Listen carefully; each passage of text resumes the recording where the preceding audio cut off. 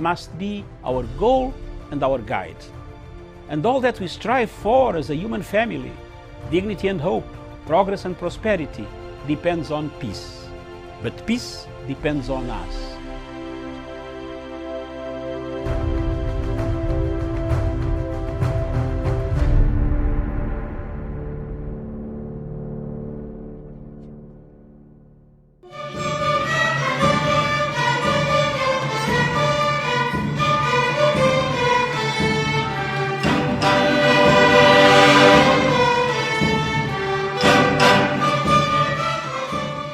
Launching the BBI Task Force report. Makofi.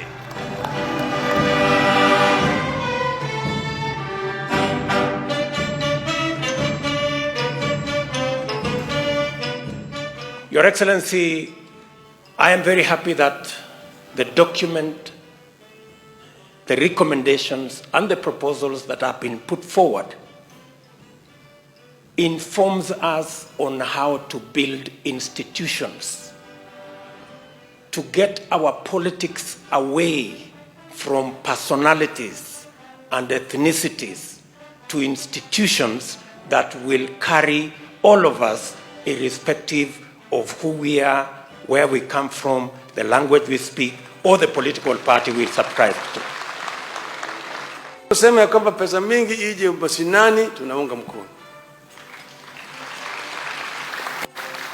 Ipelekwe mpaka ifike kama kuanzia 35% kuelekea juu. Hiyo pesa itumike kwa mambo ya maendeleo, not for consumption. Recurrent expenditure should not be above 30%. 70% should go for development. Ni kwa nini baada ya kila miaka mitano tunaenda miaka mitatu ya kazi, miaka ya 2 tunapoteza kwa sababu siasa imechacha? Tunataka tuulize wafanyabiashara wetu wenzetu, ni nini inawazuia? Ni nini tuwaweza kufanya ndio tuhakikishe ya kwamba biashara zenu hazisimami? We must have development plans that are 20 years plus if we are to resolve our problems, my brothers and sisters. Tunataka tuwapatie assurance ya kwamba wanaweza kupatia wananchi mikopo ya miaka 10, miaka 15, kwa sababu they have confidence ya kwamba Kenya will be stable and Kenya will always have leadership, whoever it is.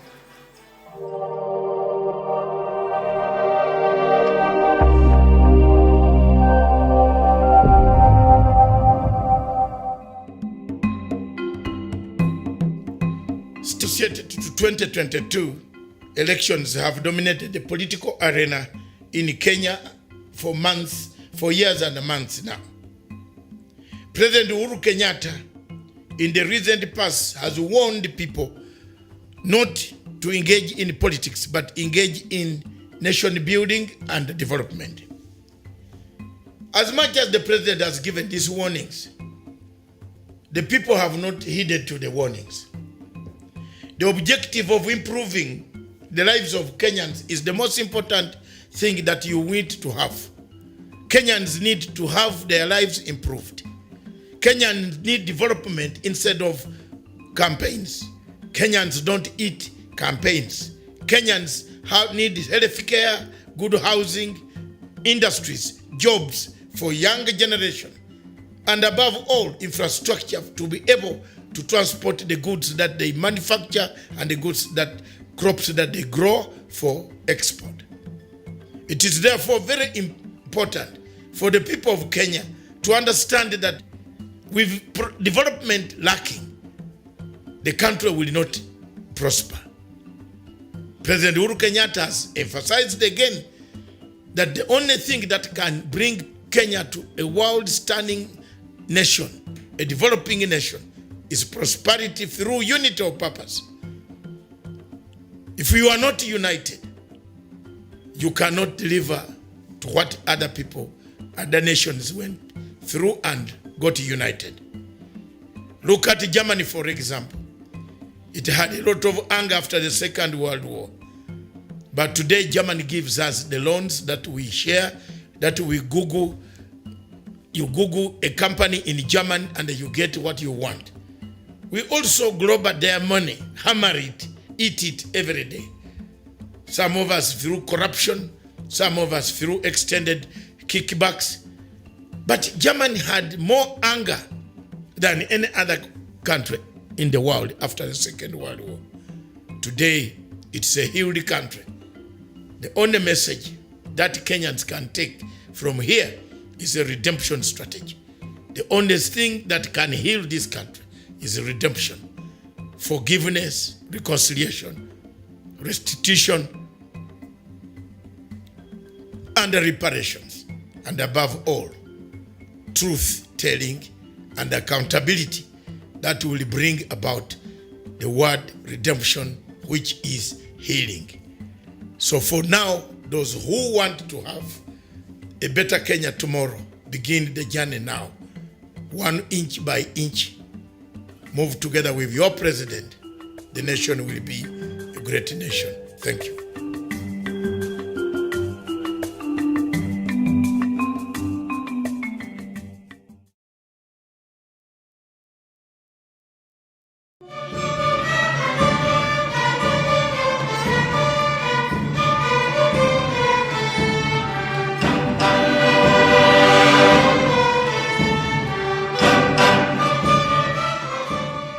Launching the BBI task force report. Makofi.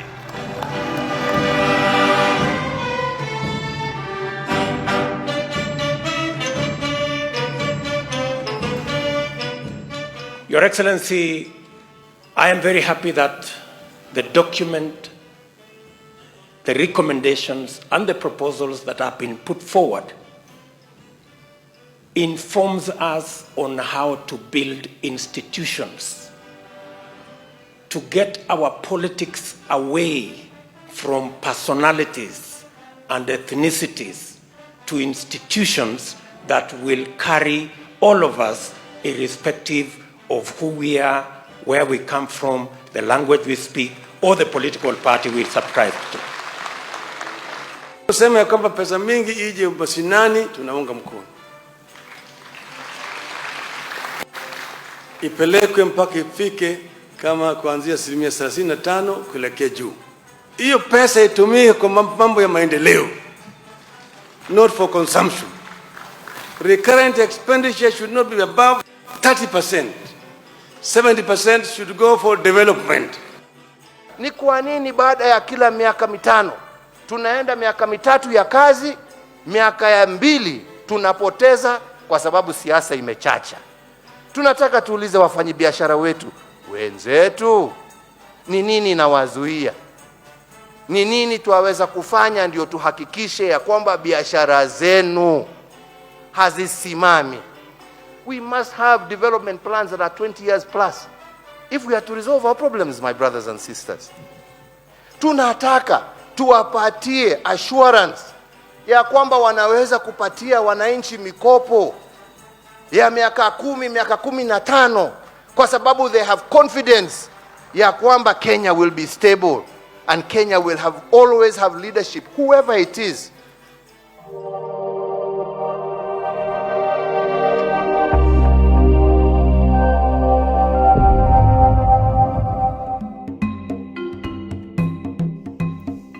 In many parts of Africa,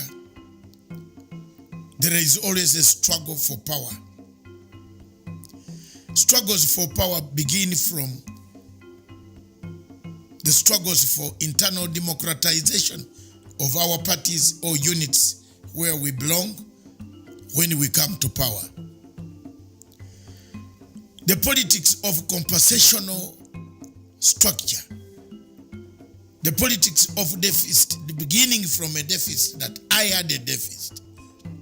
I had a deficit before I was born, or when I was born. I found myself in a poor family. It's the politics of compensation that haunts Africa today. Many people want to take on leadership, but it's the leadership as a basis of where you came from, or the leadership has qualities. My father bought me my first shoe in 1981. from a Mr. Onyango on the street for 60 shillings because he could not afford the butter shoes. Why am I saying this? Today, as you can see, the gentleman who did not have shoes is sitting at the high table.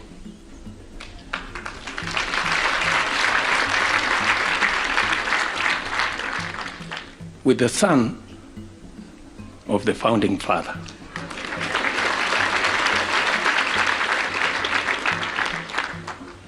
Sasa kama nitaambiwa naongea siasa, lakini I'm not, I promise.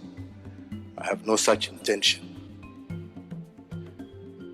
But you know, when you hear people out there, you know, they talk, oh, huyu mtu fulani dynasty hii, sijui dynasty hii. It's not about that.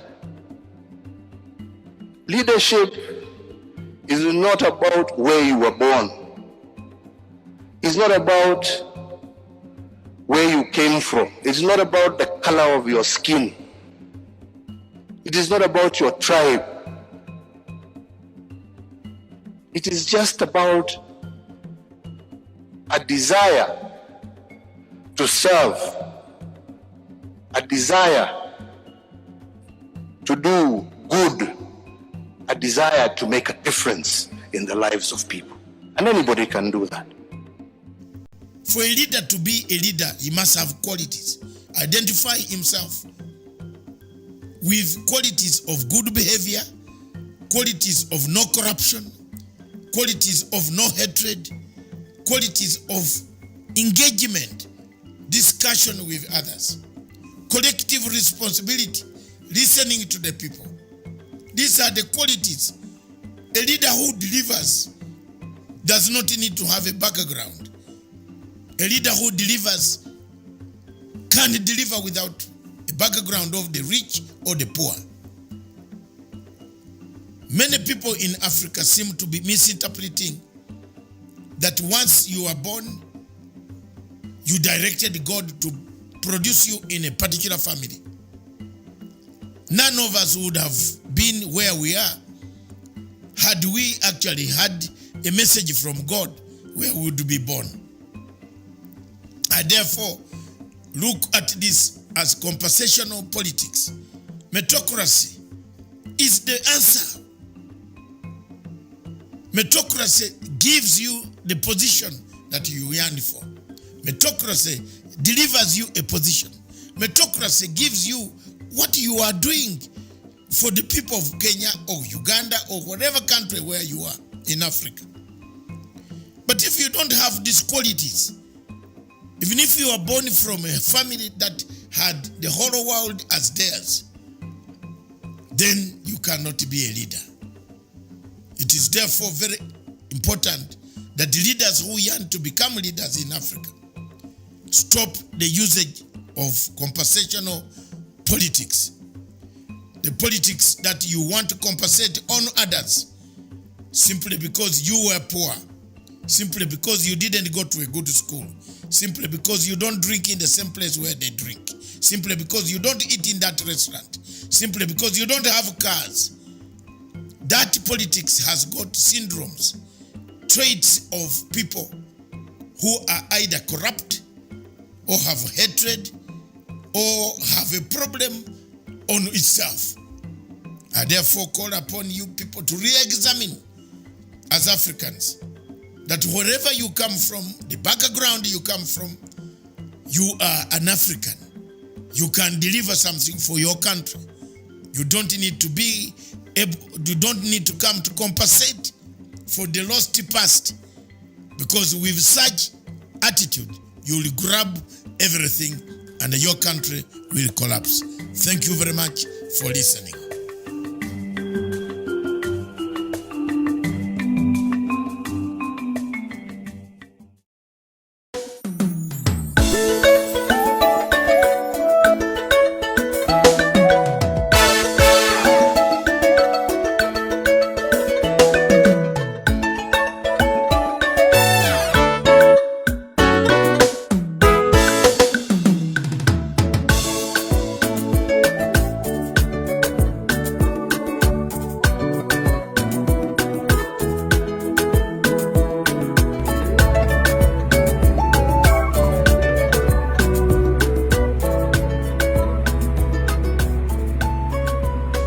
This is the Lamu Port site, and it was selected because this is a natural bay, it's a natural harbour, and the water is protected from the open sea. You can see there's Pate Island on this side, there's Manda Island. So this water here in the harbour is calm, it's protected, and therefore it can serve as a port, because when the ships come alongside, they require the sea to be calm.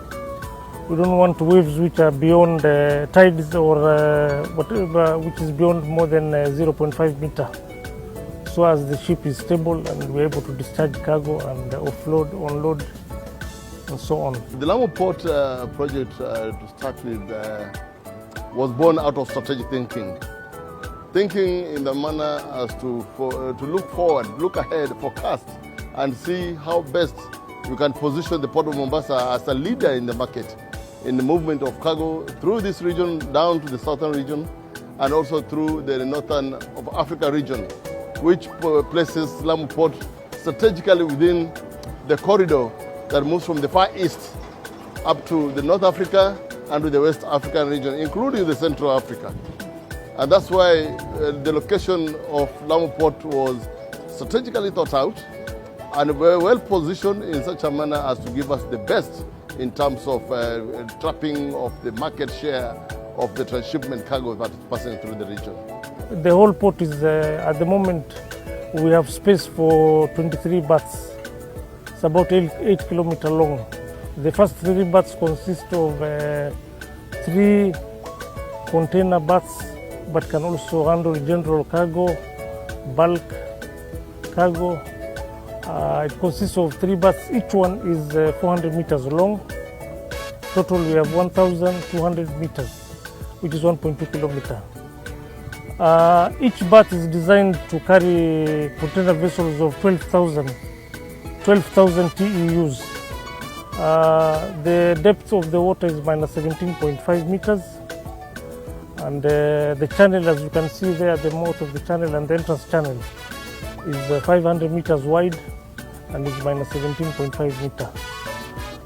When we compare this to Mombasa, Mombasa is minus 15 meters and 300 meters wide. So this has more capacity. Yeah, the construction works is already complete for the first berth, and we are very soon will be getting the place commissioned by the president, and immediately that is done.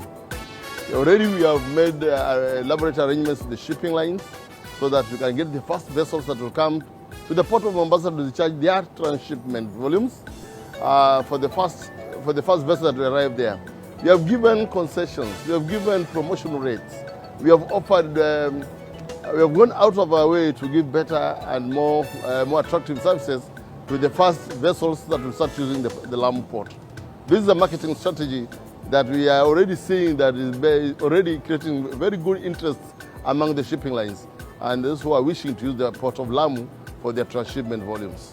Berth number 2 is almost 80% complete. So we'll complete berth number 2 by around February, and berth number 3 will be October. And as you realize, if you look at this area, you can see there's a space there where the water is still there. All that area is going to be reclaimed by mid next year. All this area will be reclaimed and ready for operations.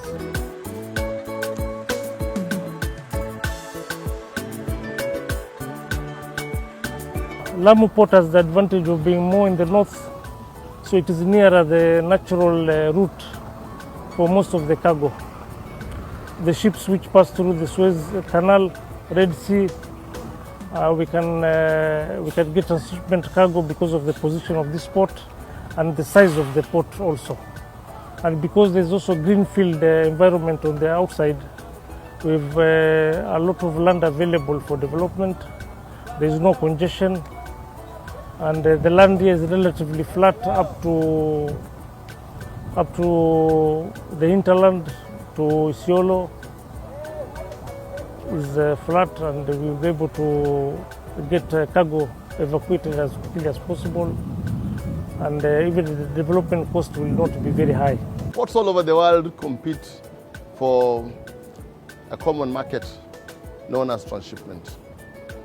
Transshipment volumes are volumes that do not end up in the local market for each port, but they are actually transit to other destinations. And most shipping lines prefer to drop most of their consignment in a more strategic, in a location that will reduce their freight costs, and allow some other third-party logistics vessels to move them and redistribute to the other smaller ports in the region. That means, in short, that the Lamu port would most likely be turned into a hub for transshipment cargo that will be dropped at the port of Lamu, and we do what we call a hub and spoke that is going to distribute to other regional ports and make those other regional ports feeder ports from the port of Lamu. And that will push Lamu and the port of Mombasa, for that matter, to be a leader in shipping within this region and cater for cargo that will be coming from the Far East, cargo coming from the Middle East, like Jebel Ali, like Salalah, even from Singapore, so that we can now capture that transshipment that moves towards the East Coast and the southern region. With the Lamu port, we stand to gain on the draft. We normally have vessels which have got a carrying capacity of more than 50,000 metric tons, and they cannot call at the Mombasa at the moment because of what is called draft restriction. But Lamu port, given that it has got a draft of more than 15 meters, we shall be able to get bigger vessels and enjoy the economies of scale. KP has done a lot of marketing efforts in terms of transshipment volumes, and it's already bearing fruits going by the figures and the data that we have. We have got now transshipment moving more than 15% of the total volumes that are passing through the port of Mombasa. And there's all the indications that the Lamu port will be able to increase that volume. Right now we are feeding from Jebel Ali and Salalah. And with the coming of the port of Lamu, then we are able to hopefully capture the transshipment cargo directly from the Far East, rather than capture it from Jebel Ali and Salalah and come directly to the port of Lamu. Then Lamu will be a hub that can feed also the port of Djibouti. You can have the port of Mauritius, the port of Dar es Salaam for the transshipment cargo. As you can see, we had a perception of security challenges, but those have been addressed. We have the Coast Guard, which is in operation now, and they are setting the base here, and they will protect the seas around here and also ensure that the vessels which come calling to Lamu will be safe. We are also arranging with the national government to ensure that the passage of trucks and so on along the corridor to Isiolo, to Nairobi, will be safe for the operators and the transporters. We will also proceed today to see the channel where we are placing navigational aids consisting of buoys and also the leading and rear lights, which will help the captains to come into the port. Currently, if you look on this side, we have the dredger. The dredger is working. It will continue working until mid next year. So generally, we are happy with the operations and we are happy with the progress, and we are relatively well within time, and the costs are also well controlled. We've got the bigger vessels that operate within this region, the trade routes that fly from the Far East to the Middle East region and down to East Coast of Africa, down to South Africa. We have got the major shipping lines like Maersk Line. We have got MSC, Mediterranean Shipping Company. We have got a PIL, Pacific International Lines. We have got the CMA CGM. All these are the major lines that operate in this region, including the Evergreen, are also the bigger vessels that operate the port of Mombasa, including, hopefully, they are going to take advantage of the new port of Lamu. Yeah, at the moment we have a small jetty that is at Lamu. That one is a traditional for the fishing boats and for the passengers from Makoe or to any other part in Lamu, and also to Manda, where the airport is. So the economic activities in that place is not for international trade. It's only for the locals to ferry the cargoes, their foodstuff. But for the Lamu port, we should be able to get bigger vessels coming from any direction from the world. I think this, together with Shimoni Port and also development of Takaungu, these ones will really boost our economy, because we have hardly used our blue economy. It is not really developed. And so now people have the opportunity to have a place for landing their fish. We'll have opportunity of investing in bigger vessels, fishing vessels which will go out and bring the fish in. Then the port will have facilities for cooling, preserving, and also preparation of the fish for export. And as you know, our waters are quite rich in resources in terms of fishing, in terms of minerals, whatever, all these things. Now people will be able to, once you have the port is the backbone, you'll be able to exploit all these other facilities. KPA builds its capacity ahead of demand. And we have got strategic thinkers in the organization who are able to forecast and see ahead and determine at what stage we must develop. We are now developing the second phase.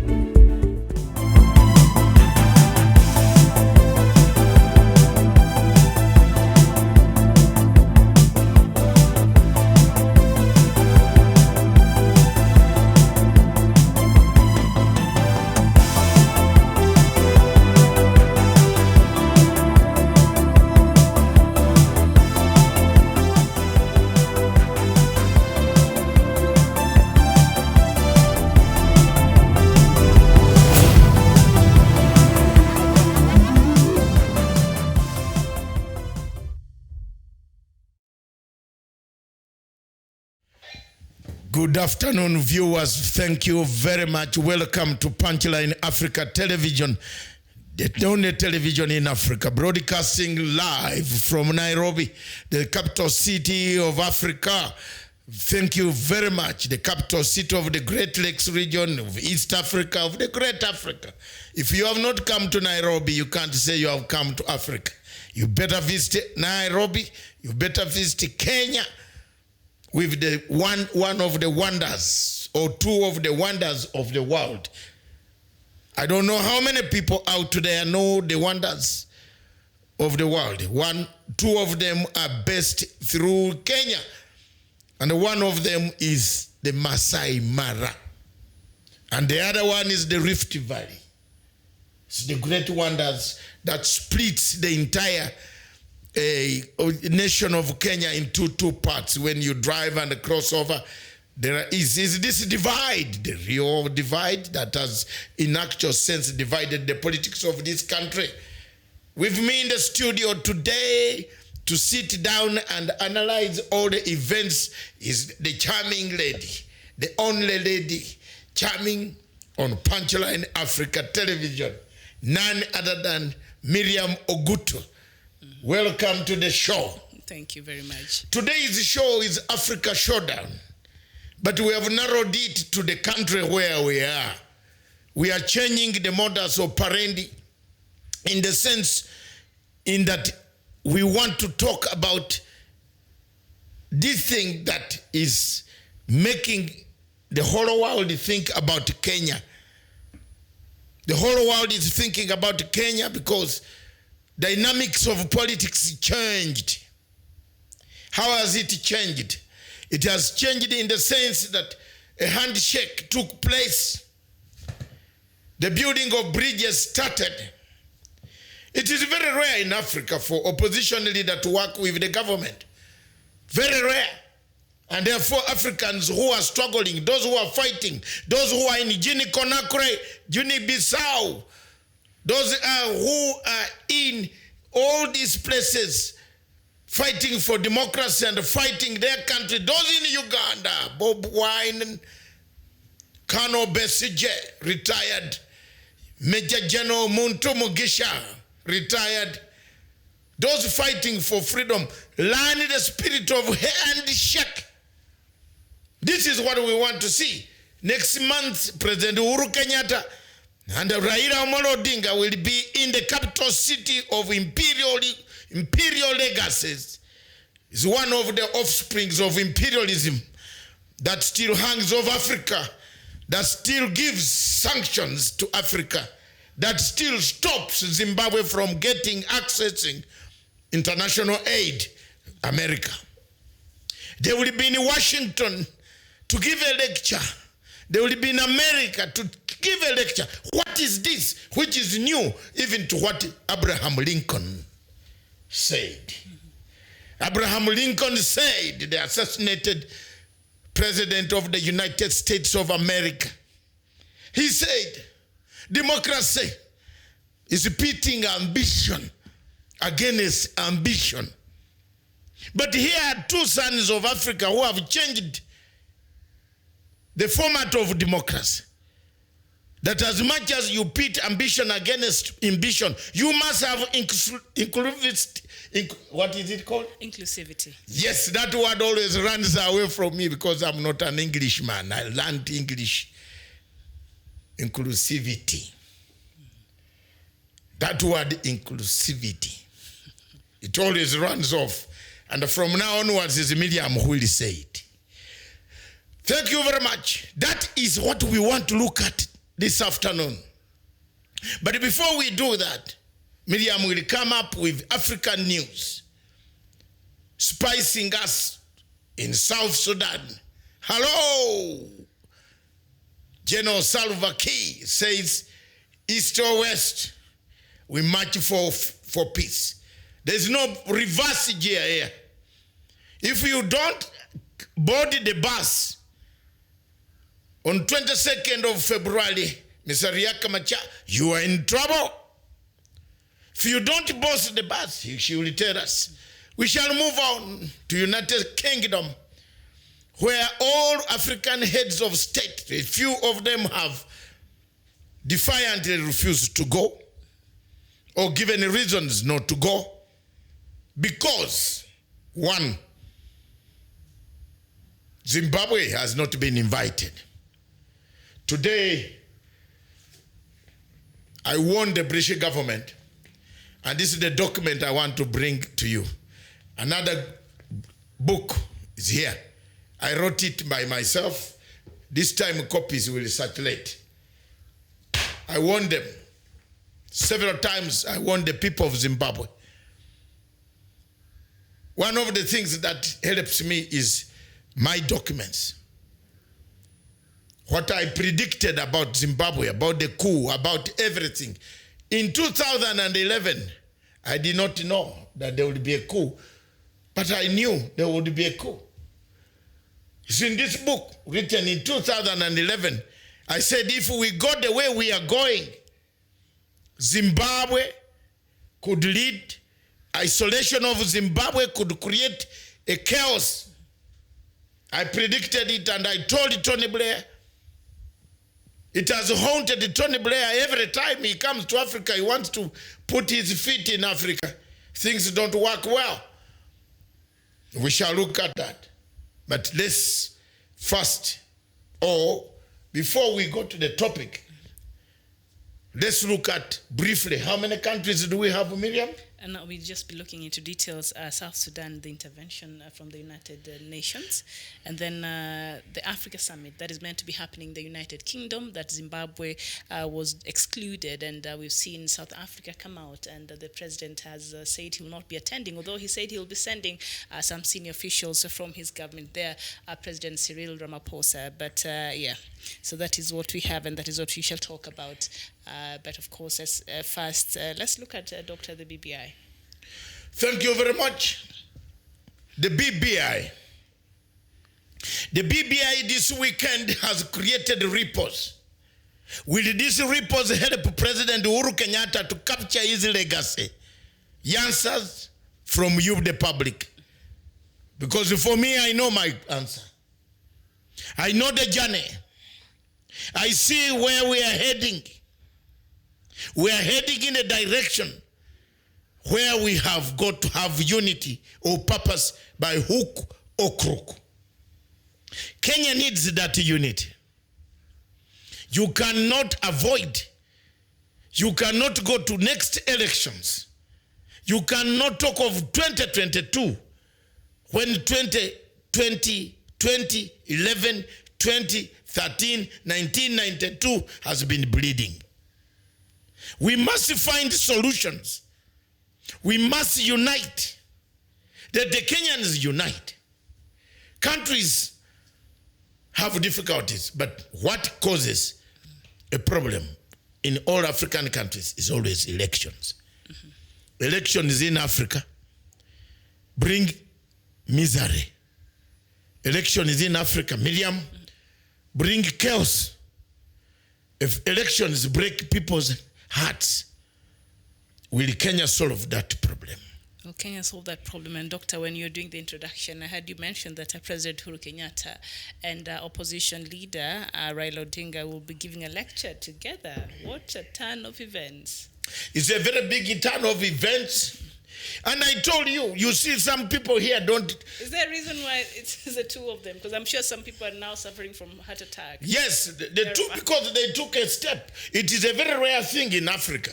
Medium, it is very rare in Africa to have an opposition leader concede. It's difficult. Raila Amolo Odinga and Uhuru Muigai Kenyatta decided to put their differences aside and say, let's walk towards the unity, leave a legacy of a united Africa, a united Kenya, a united situation. You know, the people in Kenya here tell people lies. From 1992, death has been the hallmark of the people's elections in Kenya. Death, destruction, killings, burning, uprooting people from their homes.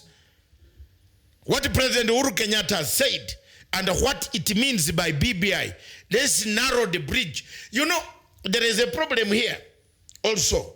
People, BBI is a redemption strategy. Let people talk about it. Let people talk about it. I don't see a reason as why some people the other time tried to tell others not to talk about it. I don't see. Let people talk about it.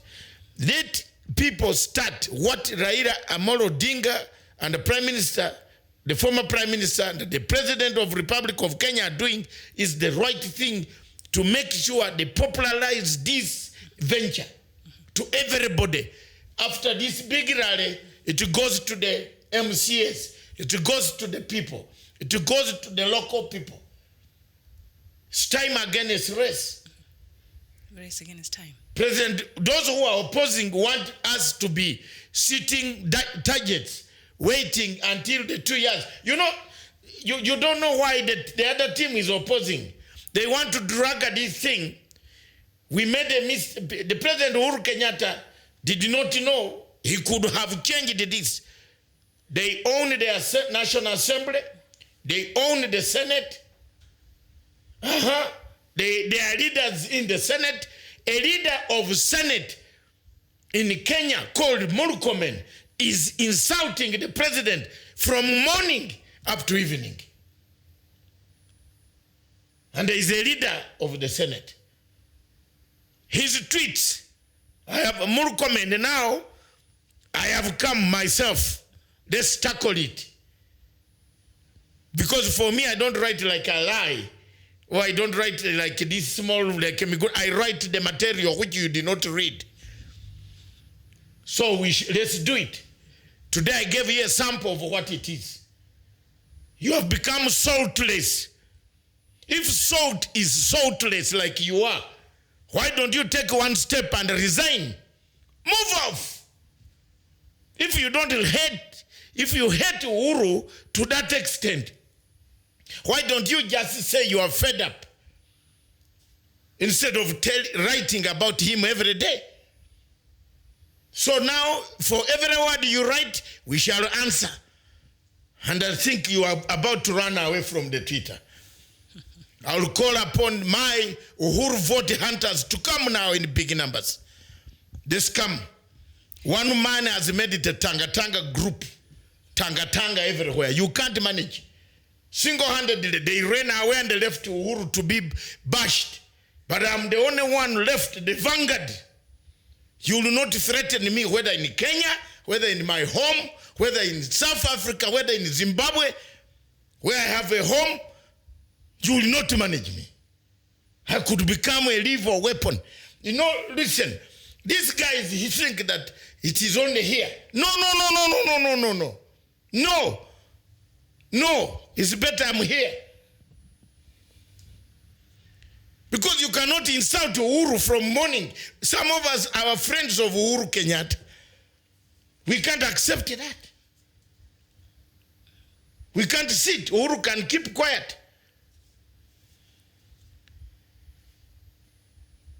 Excuse me. He can keep quiet, but the friends will not keep quiet.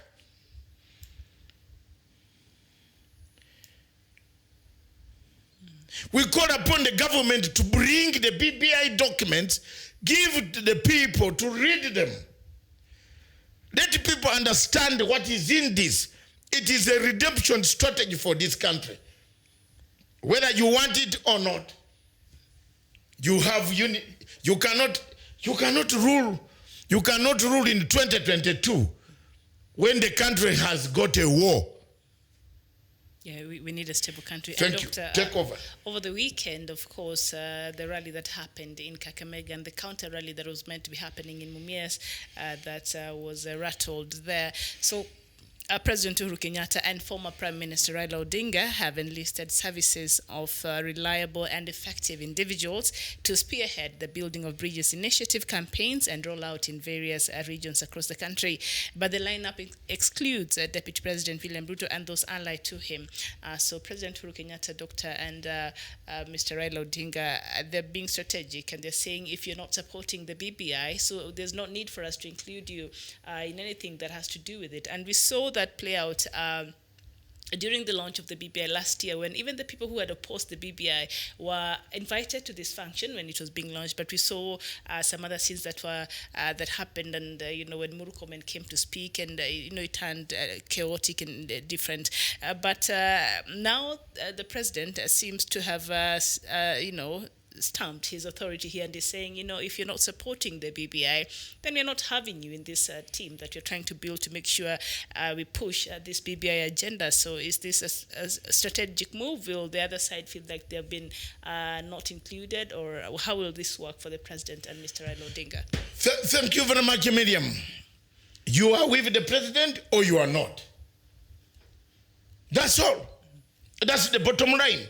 You can be the leader of majority, go around Ukambani. You see when he stands up to talk, he starts childish.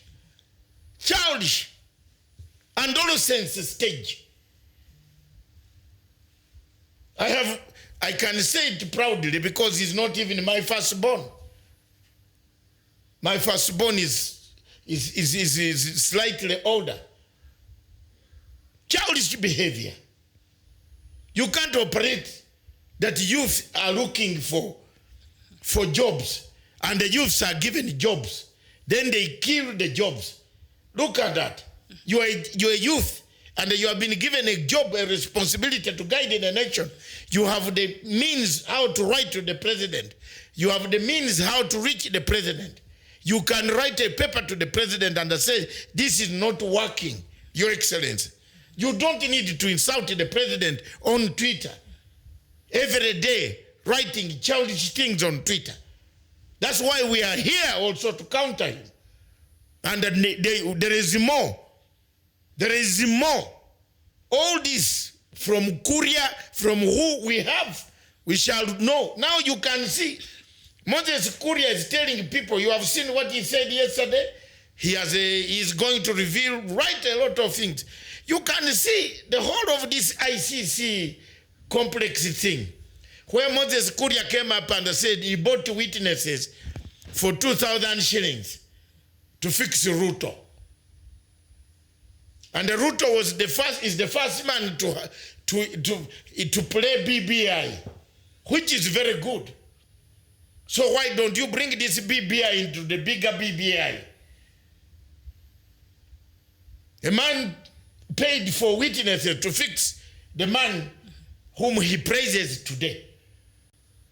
At least I was not one of those who fixed. I am the one who came to help. And I helped. Hey, I helped. You can forget. But don't forget it. Everybody never wanted these two guys. Nobody. Nobody here in Kenya wanted Uhuru and Ruto to be alive.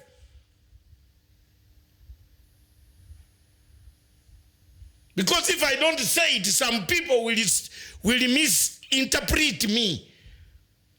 I did not do it for the money. Ruto has never given me money. President has never given me money. I was not on contract. I did it from the bottom of my heart, from this heart here, with patriotism. The guys who are spoiling this whole government are the people who actually wrote documents to fix these guys. There is one that I'm looking for. There is one who is still confusing this government. And the day I'm going to charge and tell the world, there is one who wrote documents to fix these guys. And he is there. He is there. In every committee, he is there. I see him.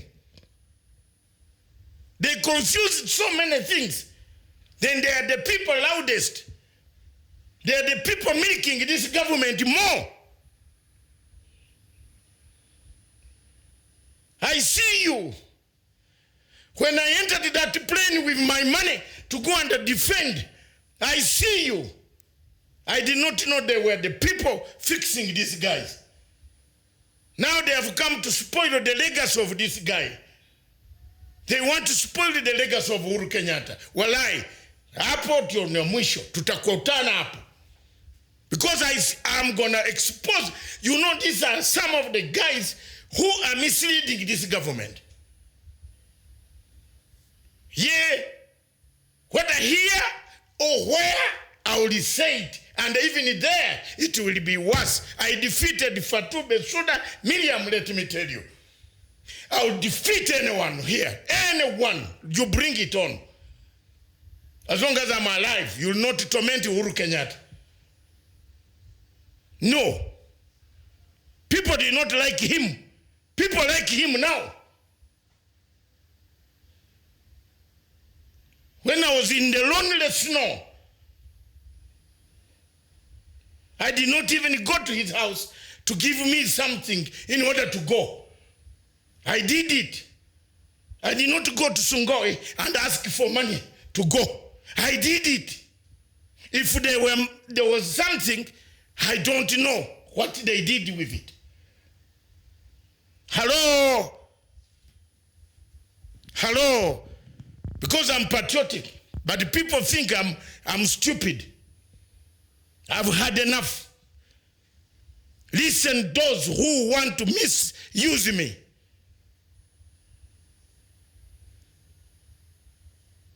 These are the same people spoiling this government.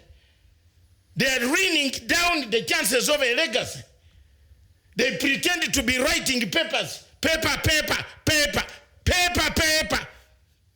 What papers do you write? What English when you borrow my things? And then they go. Murkomen has a problem. Moses Kuria has a problem. Because they took part to fix these guys. So if BBI is coming to help them, let them go and wash there. Let's go slowly. Naona tuende pole tuingie hapo and we forget this past. Then you have gone this side to open Pandora box against Uhuru.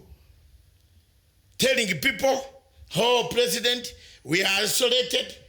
You are isolated yourselves. You are reaping where you sow. Uhuru Kenyatta said, please stop elections. Stop campaign. Let's do development. You said, no, inua mama.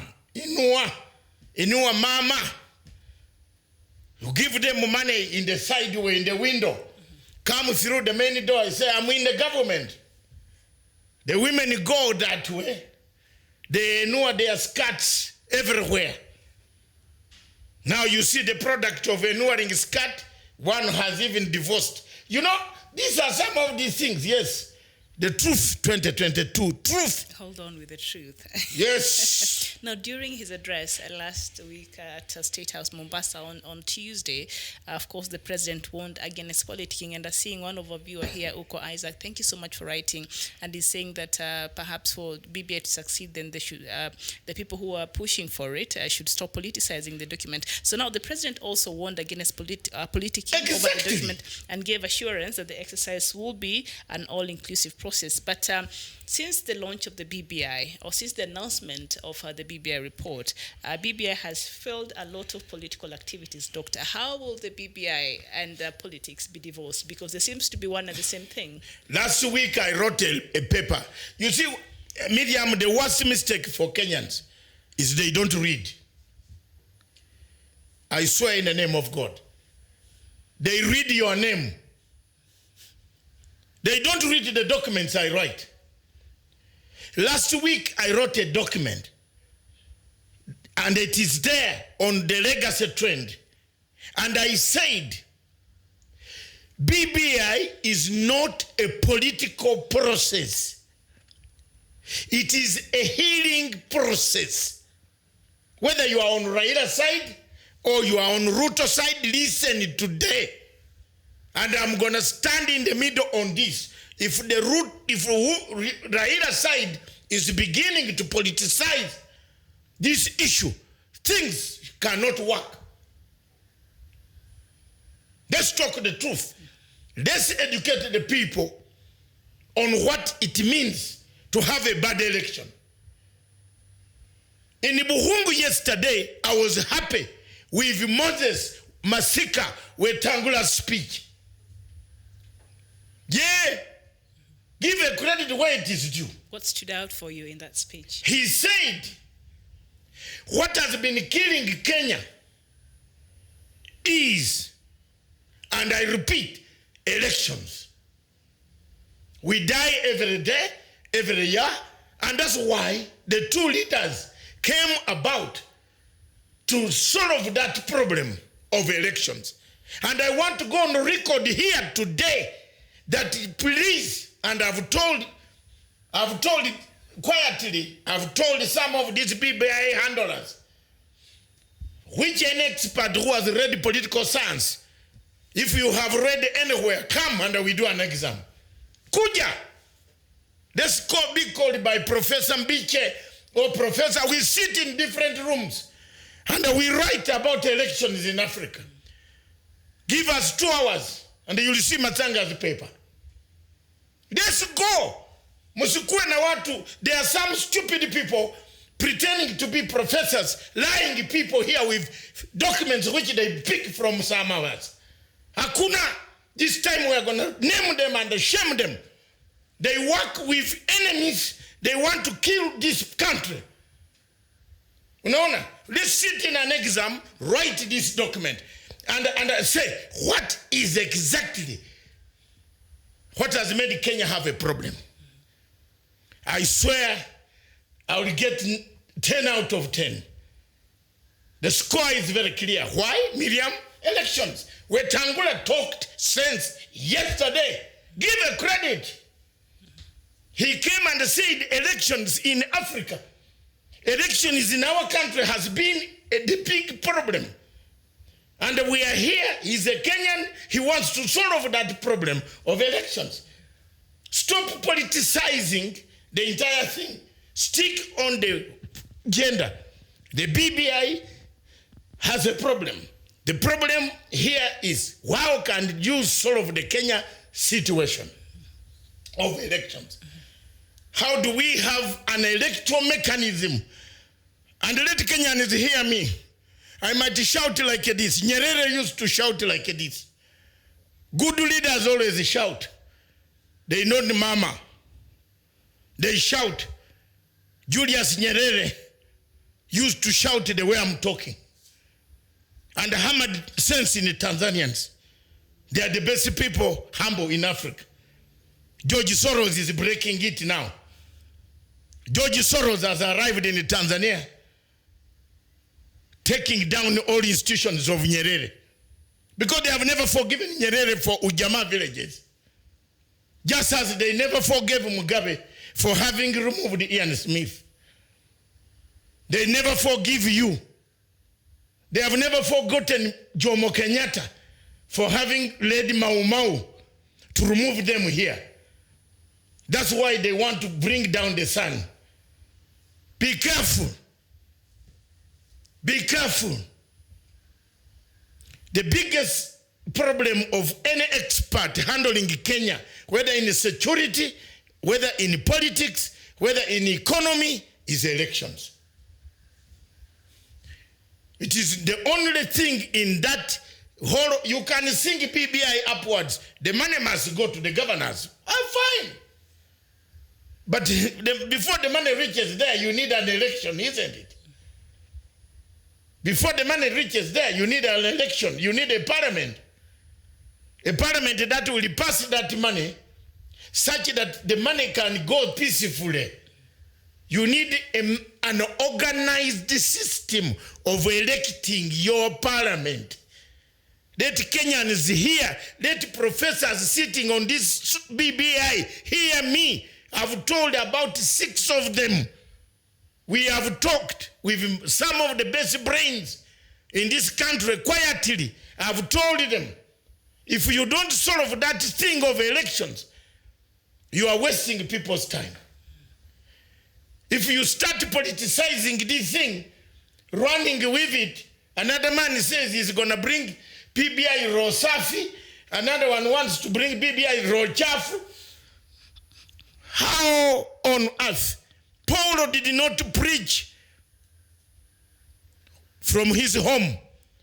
Paul preached to the Jews. Was he a Jew? I didn't know there's a BBI Rosafi and BBI Rochafu. Exactly. Okay. Moses Kuria says he is launching BBI Rosafi. And then because he says Raila's BBI is Rochafu. So will he be, does he plan to drum for the same document, or he has another? The same document, they all agree, but there is one with a bad heart and the other one with a good heart. Still elections. Have you seen where it goes? That is a bit personal there now. It now comes, it comes to elections. Because some people are still thinking of this election, that we won the election. Why did we have Raila to come into our house? People are not talking, Mr. President, but they are talking. They told me, they have faced me. They assume that I talk to you. I don't. Yeah, they came. Some of them, I found them there. I thought they were going to beat me. They said, sit down. I sat down, but they fear my volume. So I sat down. Then they said, boss, why are you writing good things on Raila? I said, is this the discussion you want? Then they changed. They said, now we won our election. Now this man came. So the whole thing of BBI and what it is, the healing process. BBI is not a political process. Miriam, if Kenyans don't want to listen, bye-bye. And before bye-bye. Before bye-bye, Doctor. If you preach and the people don't listen to what you are preaching, the Bible said, carry the dust and go. All right. I am not going to be the only one who insulted for 24 hours. Because I am defending a problem. The election is in Kenya is the worst. There is a very good question by Ray Makazi. what exactly is the problem with the election is in what is in the solution. Asante sana. Let's answer his question like this. The worst thing that Kenya has done is to mix the presidential and the parliamentary system. When you are electing, when you are doing, you are casting your vote, you have over 10 slots to tick. One of the slots to tick is the president. What for? What for? What for? Why are you ticking for the president? Why do you tick for the president? Then you come to tick for the MP. Then you come to tick for senator. Then you come to tick for governor. Then you come to tick for this, what is this small thing called? MCA. MCA women. Then you come to tick for women rep. Then you come, is it student rep? Then there is a woman rep, girl rep, boy rep. Are we having these things? I think they are going to magnify. Then you come to, there is another slot we have not, governor. Hello, Kenya. That's not an election. That is Katogo. Katogo. It's called Katogo. In Uganda, it means mixture of a strap, kidney. You see that good food that the Ugandan women eat, which makes them glow. It's called Katogo. I'm now teaching here. Don't mix those things. If you are going, the biggest problem of Kenya election is it has no mechanism. What is the end result of the mechanism of the voting? One, you vote. Why don't you vote for your MP? Only. You can have this rest of this post on the ballot, but you vote for your MP. Yes. Why don't you slot the elections of Kenya into two categories? The municipal and elections that will take the governor and MCAs, like formerly we used to do, like they do in the parliamentary system in Britain and South Africa. The South African model would fit Kenya. Each constituency, how many constituencies do we have? 290. You can name whoever you want to elect. If you want in 290, you want to elect each constituency, a woman leader, it's up to you. You can elect your MP. The highest party in parliament that wins the votes. If ODM has got 200 seats, ODM makes the government. And the other party becomes opposition. The leader of that party becomes a leader of opposition. I swear there will be no problem. There will be no problem. Look at it. Look at South Africa. The man asked me, Mukazi, I hope you got it. That's the solution. The only way Kenya can do, now you have made a mistake here. You have selected, you see where the problem, have you noticed that the people have no problem with MPs? They have a problem with what? The presidency. Thank you. And should we switch and go the parliamentary way? Now we'll have a problem now with the members of parliament. The elections there, it will be a do or die. That is okay. A do or die with members of parliament is better than a do or die with the president. Okay. So because here in Kenya, if the president, the one who has won the president, even if you do, it's very rare for the opposition to recapture that constituency when the president is already Jubilee. You not see that. Or the leader, the opposition leader is not in government, another smaller party comes to sweep the election. You saw the one of Ugenya.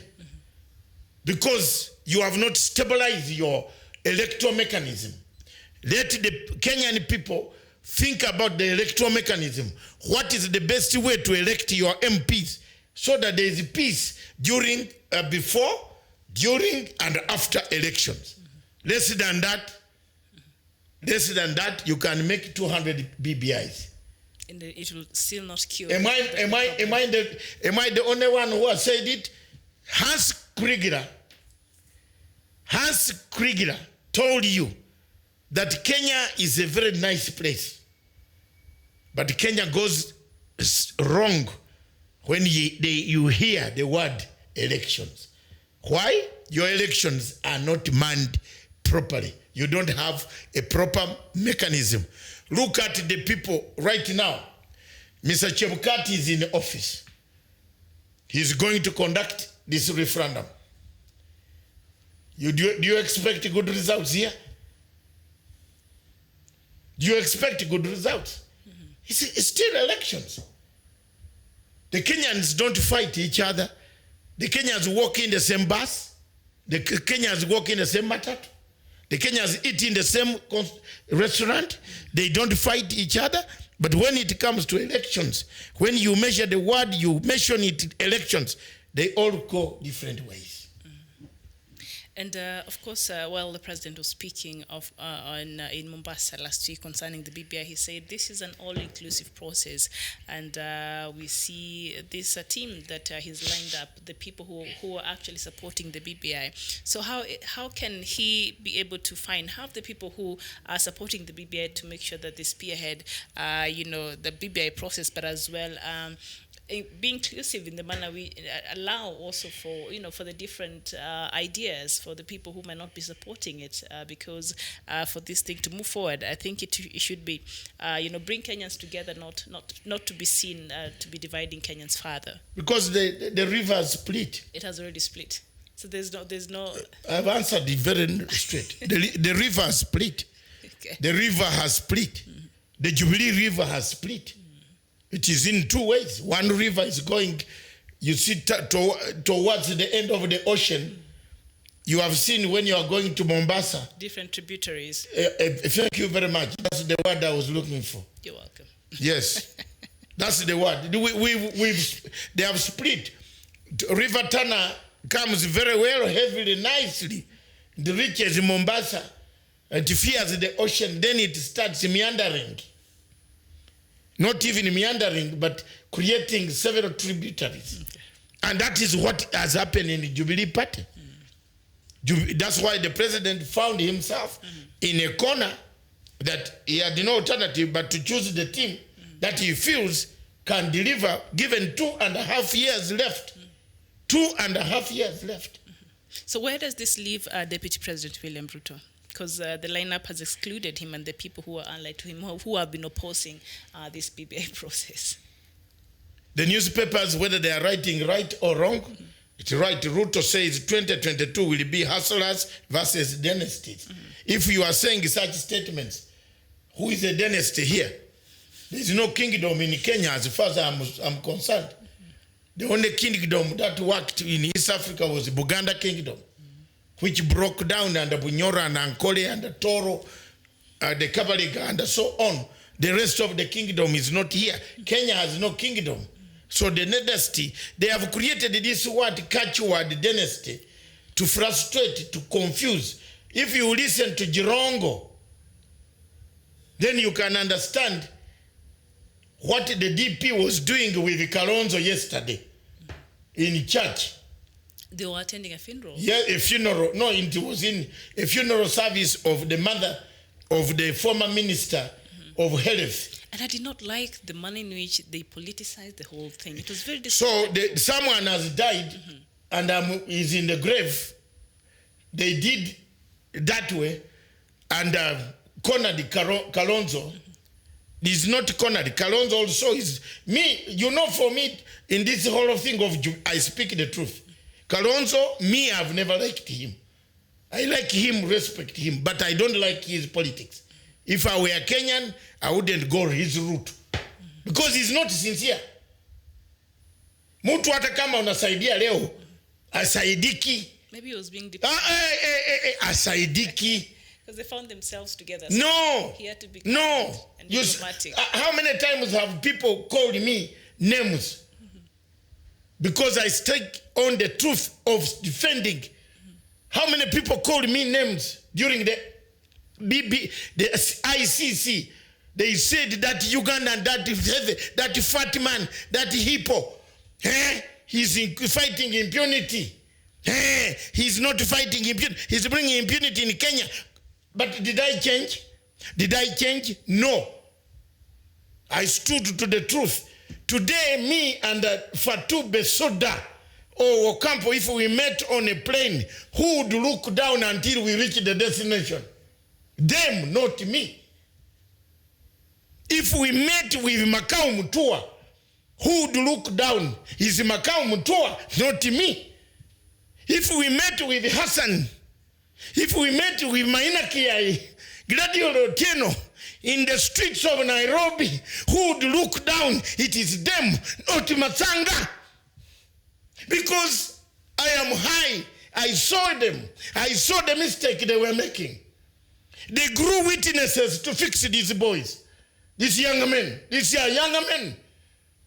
Their fathers are already dead. They wanted them to kill them. Yeah. All of them are orphans. The father are gone. They have mothers only. Like me. That's why we are together. I have my mother left. And I stood firm to defend these younger men here.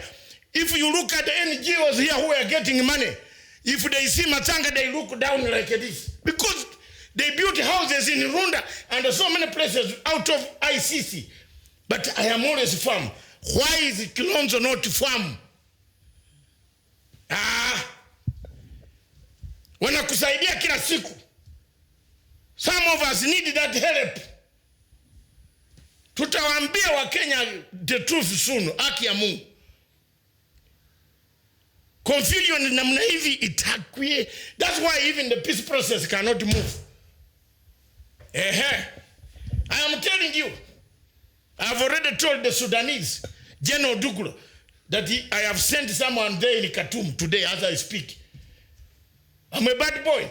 I've sent that this thing cannot work. Let's do it. Let's help Priya Kamacha. If you think I have no say, watch your lips. Until I die, I have a say. I've never liked this. You see now? So, this is your country. All of you are Kenyan. Why are you seducing this division? You are talking of, we don't want to be divided. Then you are going, Simama na mimi. Then you are in a government. Then the president, your president, who is the commander-in-chief with the sword, is telling you, stop it, you don't want. Rule number 1 of 48 laws of power. Yes, what does it say? Open your book. Do not outshine your master, I think. That should be rule number 1. Yes, thank you, Miriam. Don't blame Matsanga, blame yourself under that rule. But the commander-in-chief seems to have drawn out his sword, and he's drawing the line in the sand here. We saw. He has come back because you have the master. You know now the master has come back and drawn the line on the sand. Haki ya Mungu is not the Uhuru. Murave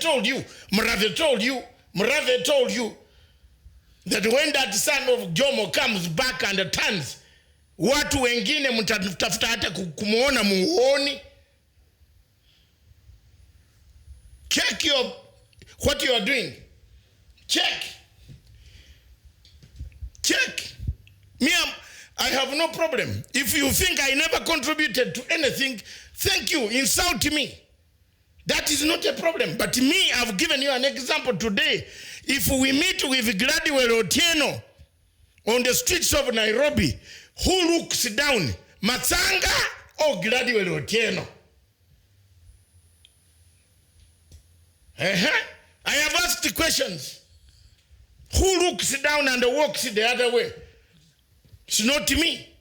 They have been fixed by the same body that they gave fake evidence which led the ICC to lose the cases. I was never paid by anybody to go and stand in the cold winter with radio calls, with satellite systems, myself, on my own initiative. I wanted to save my African brothers. And I saved them. They are here. They are here. I want to talk like Atwoli. They are here. Atwoli already made a statement. I didn't watch the whole of his speech. I don't know what he said that was so... My brothers are here. I'm happy. Took the day. You can insult me up to heaven. They are here. I'm not eating at your flesh. I will go home, but they are here. They will remember. One of them will sit down to remember me. I swear, these people wanted to kill them. And I have a right to talk about it. Now somebody will tell me that Makau Mutua wanted the Uhuru to be there. Makau Mutua, Jonjo Muwe, Maina Kiai, Harun Dube, Gladiel Oteno. You saw how they wrote. And the one has gone, God has called him quickly, that one called Wafula, Kenny Wafula. Did you think these guys wanted these guys to be here? They wanted them dead. I have no regrets. I stood my ground because I don't waffle. I'm a soldier. I'm a soldier, hardened. I'm disciplined. I wash my clothes. I don't give clothes to my servants to wash.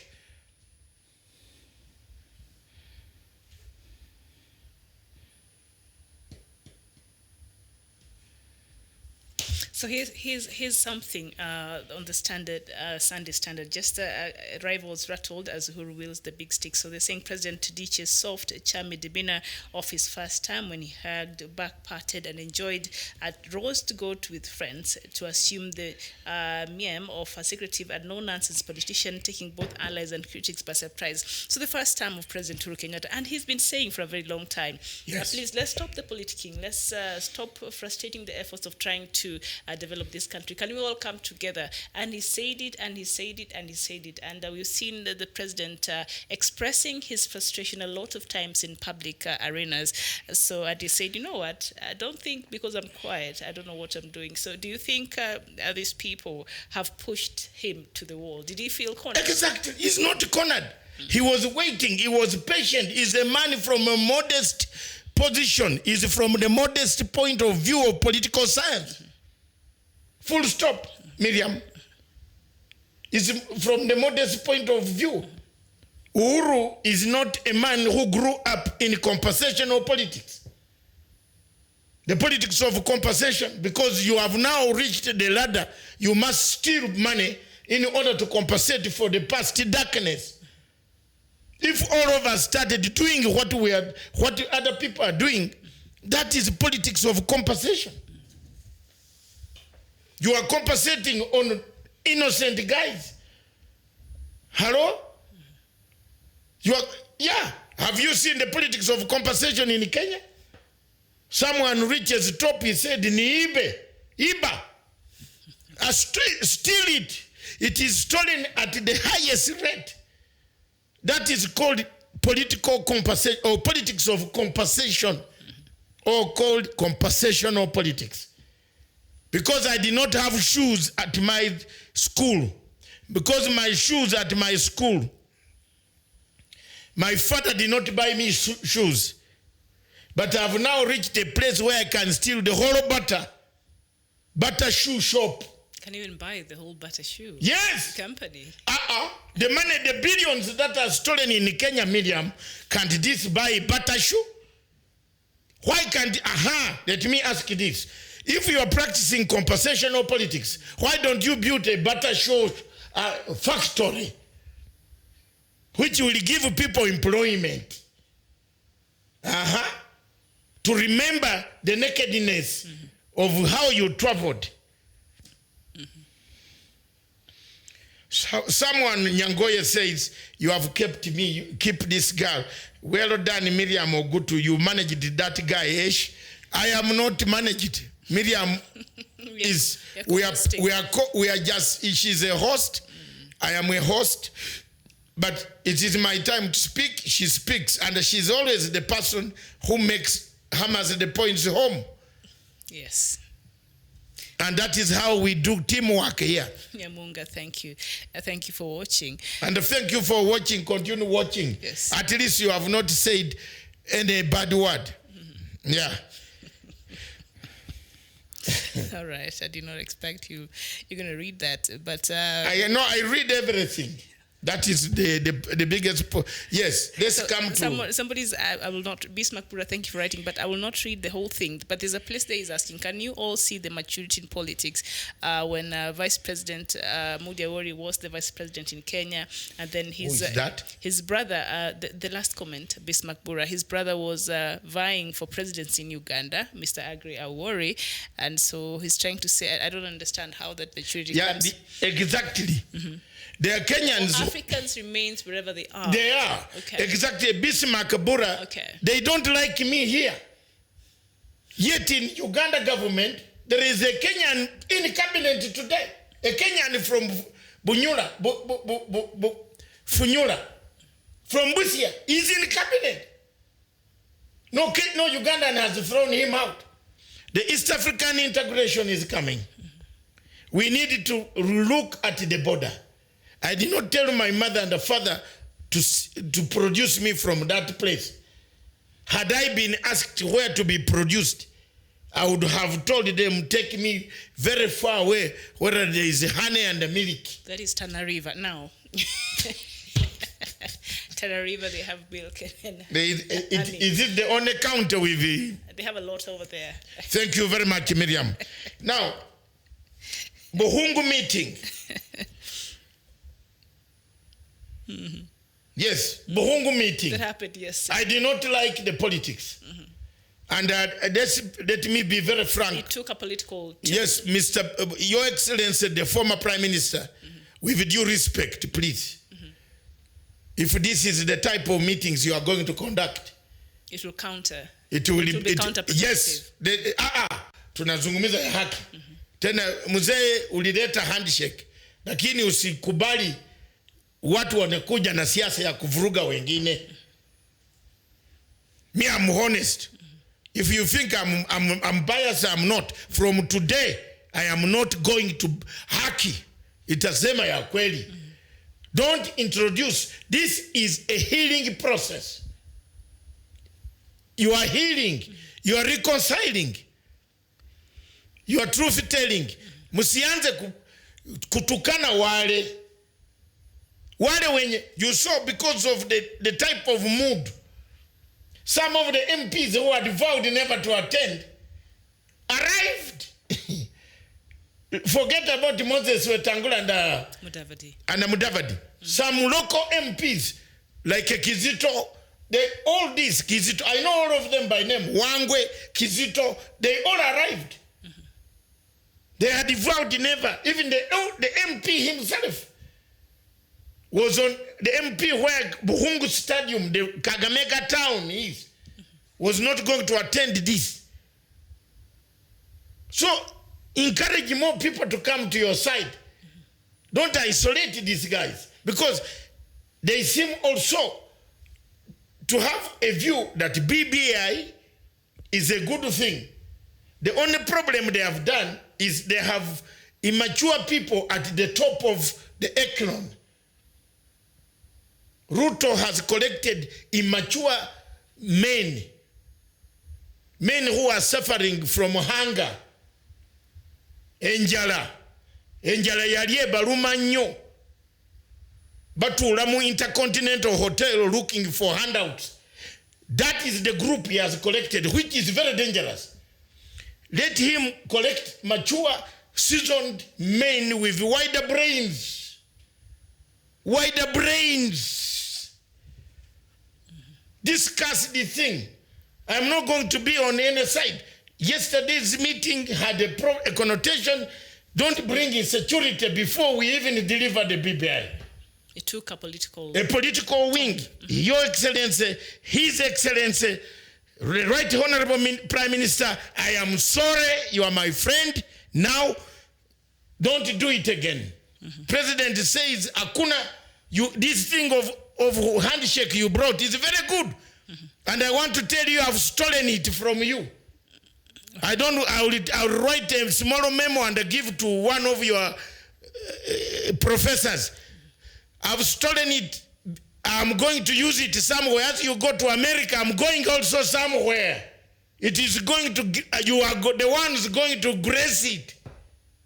I've already done the homework somewhere for the BBI, for the handshake in Africa. You are going to see. So don't spoil it. It's a good theory like Karl Marx. I am going to be the Karl Marx of Africa. When I go down the 6 feet, people will remember that I modified the handshake theory. It's a political science gimmick. The handshake theory is very good to modify, and it could become Africa. Why do we have elections? Miriam?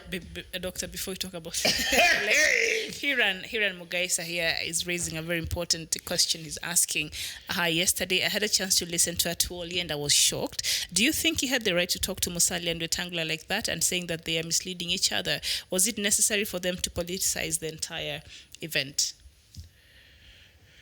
On question of Atuoli telling the two, he was right. But attacking the people who are not there was not right. Okay. The two men need to be told, Wetangula and Musalia should not lie each other. They said they want Luya unity when each one has a party. So where is the unity? They'll merge their parties, maybe. Yeah. If you want unity, have a merged party. Stop ego. Let one of you lead. You get what you get. Doctor, yes. This Luya unity they've been saying for a very long time, it has been very elusive. What is going on with the Luya nation? Is it very difficult for them to unite? I'm a Luya. That's why I've asked. I'm original Luya. All the Luyas in Kenya come to us, to my clan of Ubakuka, Umukuka. I come from the Umukuka clan, which is the king of all Luyas, up to Mudavadi. This year, they cannot circumcise one boy without getting permission from my clan. No, that's our custom that binds us together. They can't. If they do, those children will produce children who will die quickly. Is it that it's serious? A curse. It's serious. Oh, okay. Or you might not produce children. Oh, when every woman sees you, he runs away. It's a curse. You don't circumcise anybody in our Luya community without coming to us, to me, where we come from. Don't you see the blood I have? So when they come, it's the blood of a king there. What normally happens when they come? For permission or for permission? Yes. Blessings. Permission and blessings and rituals. We slaughter cows, we slaughter this, we say, go ye. Doctor, do you believe in those? Yes. Cultural. Yes. Okay. If you don't do it, you can walk counting the trees on the road. Those things are there. The Bible came and found those things there. Who knew there was a Bible? Who knew in your country that there was a Bible?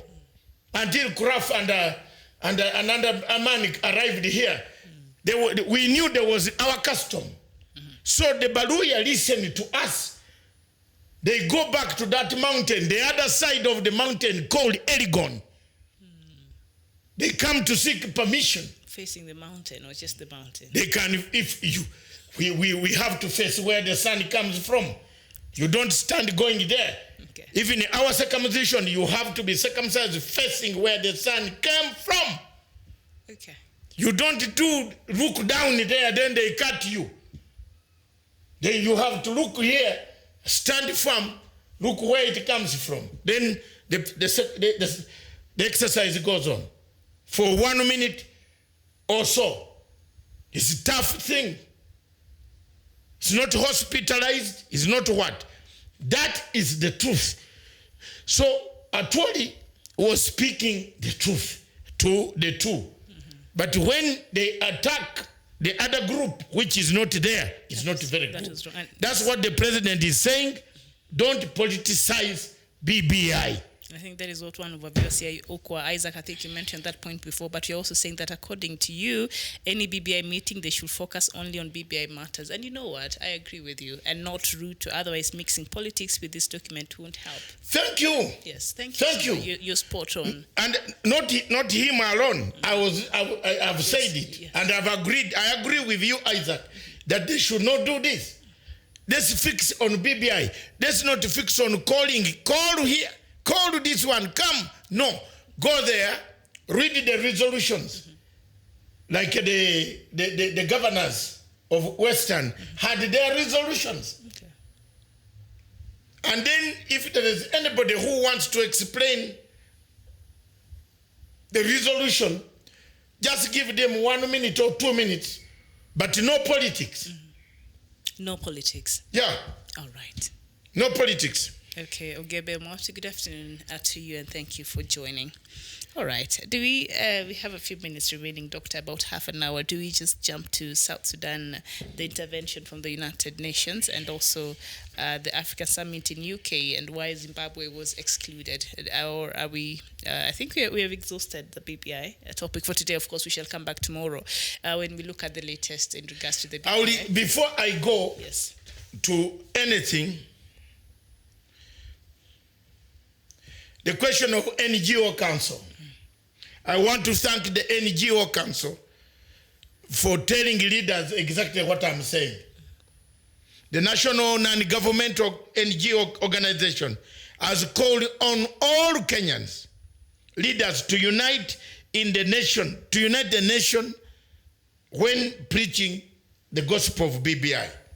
The Building Bridges initiative is good for Kenya, because it has the potential to unite the country as opposed to dividing it. The council statement said, which we are saying. That is the NGO. Yes. They have a board. Today you agree with them? No. For once. For once. Yes. They have realized that. That's why we are on the same page. The NGOs have come above. Yes, because we saw when BBI was doing something, some stupid element, one small woman in the NGO sneaked a document that the BBI has been captured. You saw that document of the NGOs. But we finished it. That was last year, yes. Yes, we finished it. The giants are here. We finished that document of George Soros. Mukuje tena. So now they've seen the light, or what? They have also seen the light. What is happening? Yes, there? They have seen the light. Okay.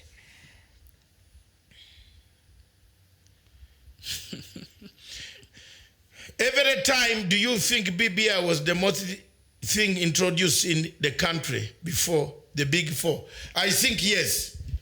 The BBI, when you solve BBI, Big Four remain on course. If you have a united situation where people are not fighting, that is it. Mr. MK says you'll have your 20 minutes. Micheka Mao says you have good way of articulating Kenyan issues. Why can't you advise Mzee Museveni to handshake with Besigye? First of all, that feud is very personal. Let's just start from there. Yes, it's personal. Thank you very much, Mr. Mo. Me, I hand shook with President Museveni. If Stephen can bring that picture, if they have it. It's now 11 years ago. After the Northern Uganda War, we shook hands. I never liked to see that guy. You mean the president? Yes, the guy. Half of my life has been with the Jamaicans. So they call you guy, hey man, wagwan. So I never like to see him, but lastly, Kibaki, Kikwete, Thabo Mbeki, no, Chisano, all the East African heads of state, Kabila, all of them, Salva Kiir. Even Salva Kiir. Yes, but we had the peace talks we are in Salva Kiir. In Juba. Yes, when Museveni brought the hand in Juba, we refused. You refused to? Yes, I walked away. To shake the president's hand. Babe, sorry, I walked away. Okay. I went to my hotel. Salva Kiir came, they came with a convoy, surrounded the hotel, told me to come out and go back. And do the I also said, if that is the case, can you give me a plane to leave?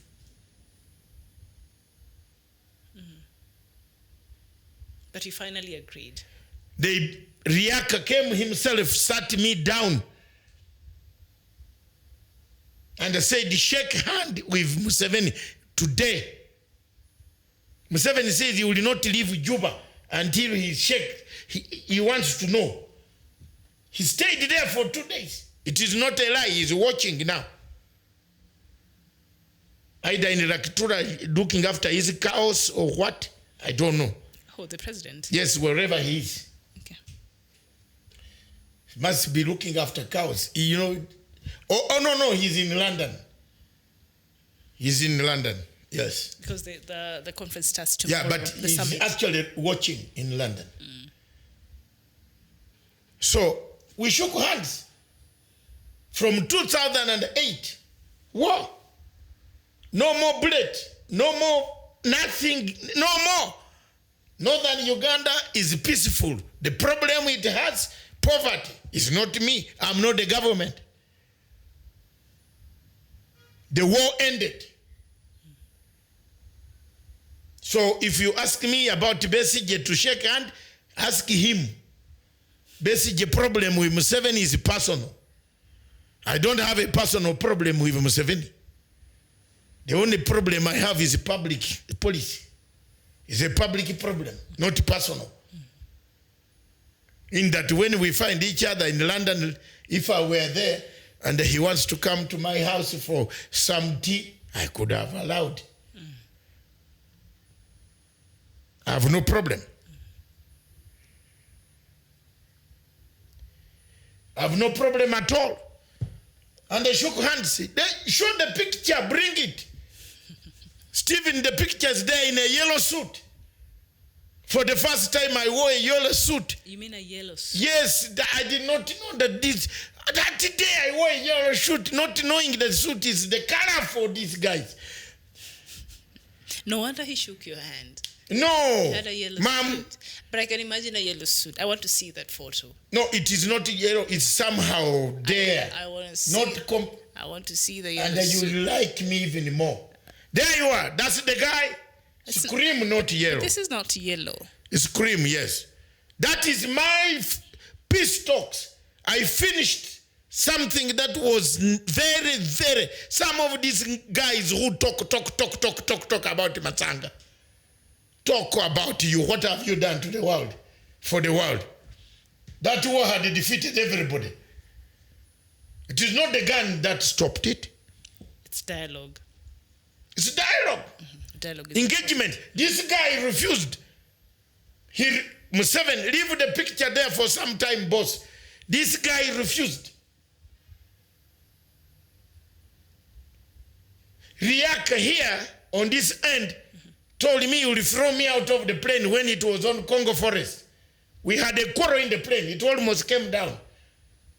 This Riaka. You became hostile passengers. No, he was even the hostile passenger himself. I read a lot would have been issued. I tried my level best. I shook hands. I served the Luo community. I love the Luo community of my part of northern Uganda. I'm a Bantu, but I am happy, proud. I am proud man. Look at me, because one of the most brutal wars ended. Even I was not paid for my allowances. I will not go without saying it. And even though I was not paid the allowances, I cannot go and harass the president because I know the thief who took the money. But I will only say like this, that one day the president will catch this thief and tell the thief quietly to bring my money. If it doesn't, I paid the price of the peace. My people in northern Uganda, the one who bought left in my hands, are peaceful. They live peacefully. There is no war. Obote is gone, gave me the manta, I brought it.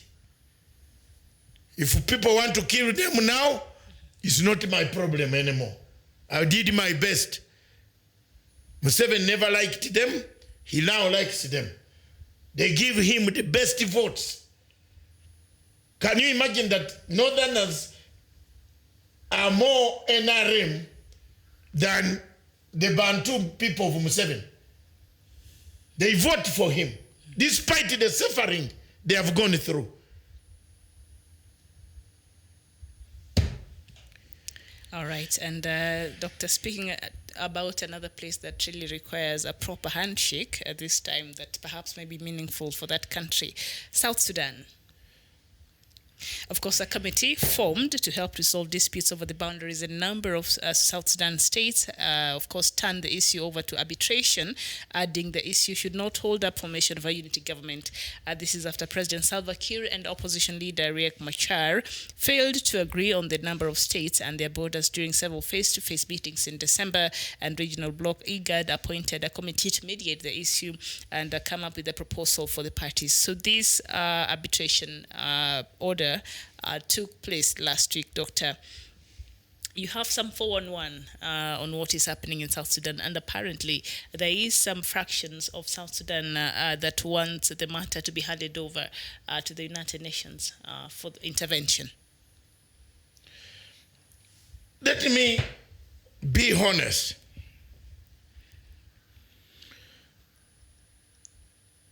Today I've sent someone in Khartoum, a friend of mine. I told him he would be met by the Khartoum authorities. We are writing, you know, they are writing a constitution. We need to help them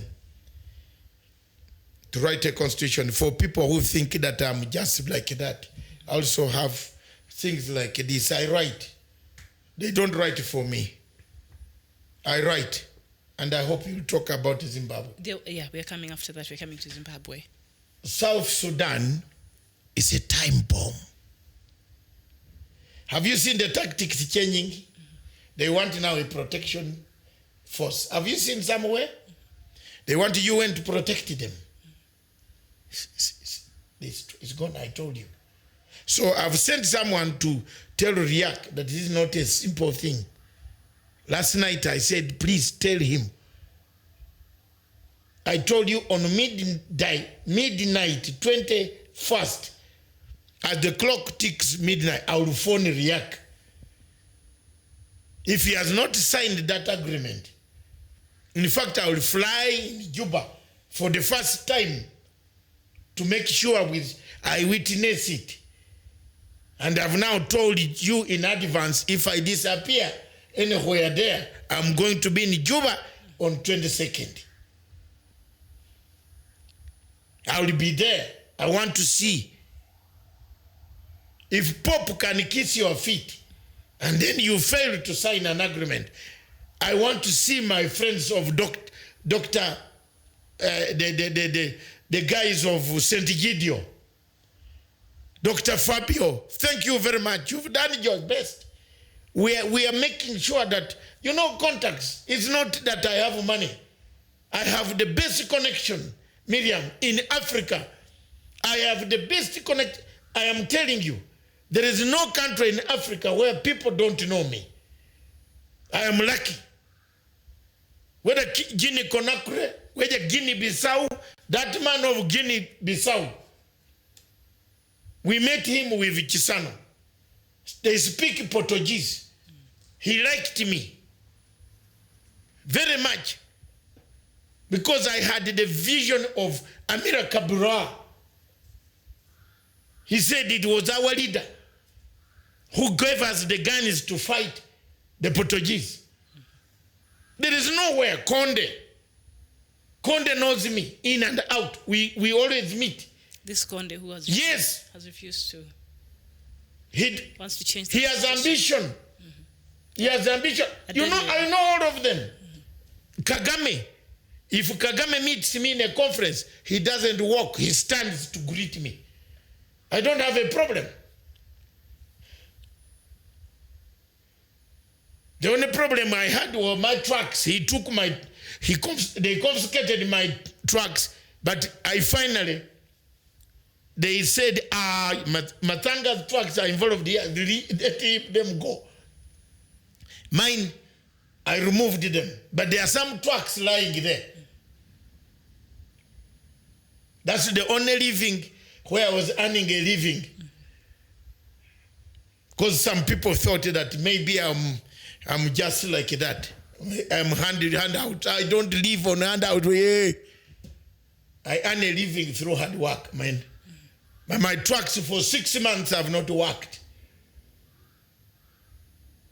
They're just now being washed, repaired. All the tires were sold, were rotten. You can see the suffering. So there's nowhere where if I go to Tanzania, Chikwete, Mukapa, Lieutenant General Muzuguri, Black Mamba, all those people know me. Zimbabwe, Ramaphosa, Zuma, Thabo Mbeki. We have been on the flights to Darfur, resolving this Darfur crisis with Thabo Mbeki. The only man who doesn't know is this one here across, called Farimajo, the cheese. He thinks I'm equal. If he doesn't take that case away from ICJ, the year is bad. Yes? All right. So South Sudan has a problem. And I know it is at your heart, at the center of your heart. And together we shall be together, move on together. But we shall resolve the problem, Miriam. All right. And yes. Before we resolve the problem, they have to be willing to resolve that problem. And we shall start the countdown in a few days. So. No, we shall start tomorrow. Our countdown is tomorrow. To a South Sudan deadline, that is on the 22nd of February next February. month. Let's wait, let's start it on Wednesday. Okay. 1 month left. The countdown begins in hours. And every day we shall have a show on South Sudan. We want, you know, this talk of ours here it pulls some people to signing. Some people here, Riek Machar took me by force to sign certain things. So he must also be brought by force. Chol Makori saying South Sudan citizens need more peace than more states. And that is what, Chol, thank you for writing, and that is what the committee said, of course, led by South African Vice President Mr. Dambisa, together with the Kenya Special Envoy to South Sudan, Stephen Kalonzo Musyoka, Honorable Stephen Kalonzo Musyoka, and also I think we have a special envoy from Uganda. Yes. And where else? I think for something. So they said, you know what, this boundaries thing cannot be something holding this peace talk, this unity government not to be formed. This is something that can be done later on. So they say they have turned the issue over to arbitration. And so the unity government should be formed even before the agreement of this. So I agree with you, and we've been saying here, the boundaries is not something that, should be holding the unity government to be formed. So South Sudanese need more peace than states. And you know what, I agree with you 100%. So And we look at now the Africa Summit that is supposed to be taking place in the United Kingdom starting tomorrow. And the United Kingdom has not invited Zimbabwe to the UK-Africa Investment Summit getting underway in London tomorrow, dealing a major blow to President Emerson Mnangagwa bids to end the country's international isolation. So this isolation on Zimbabwe, is it working towards, putting pressure as they would want on now President Mnangagwa? Of course, Robert Mugabe, they did that with him, and now Mnangagwa. What is the UK up to, especially the United Kingdom? What are they up to when it comes to Zimbabwe? Thank you very much, Miriam. I think we can give a few minutes. If we can take a break, we have found our correspondent in London, Dr. Jesse Mashate, is online. And I don't know whether Dr. Jesse Mashate in London, are you able to give some views right now, or we take a break and you recompose yourself? Just okay, thank you. Let's take a break. Dr. Jesse Mashate is right in London. We take a break. Just 1 minute, we get the microphone, and off he goes to tell us he's part of the government side in London organizing this summit. Mm-hmm. Yeah, he's well versed. He's part of my group, and he's inside. He will be inside the summit tomorrow. Okay. So it is better for him to give us a breakdown tomorrow. Yes. Sorry.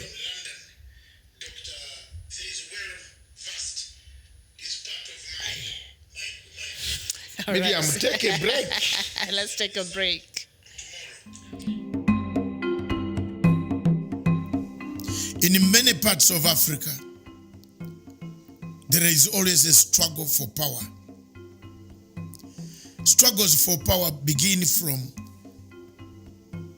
the struggles for internal democratization of our parties or units where we belong when we come to power.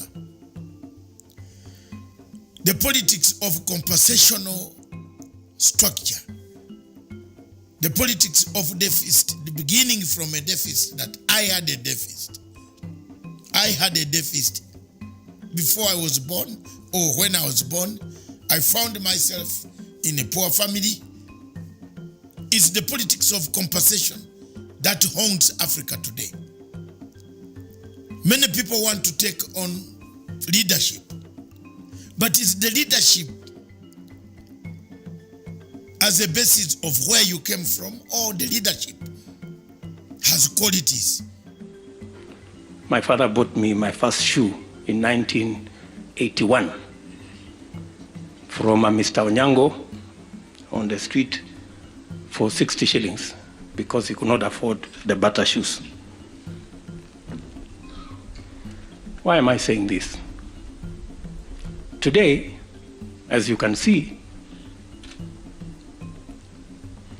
the gentleman who did not have shoes is sitting at the high table.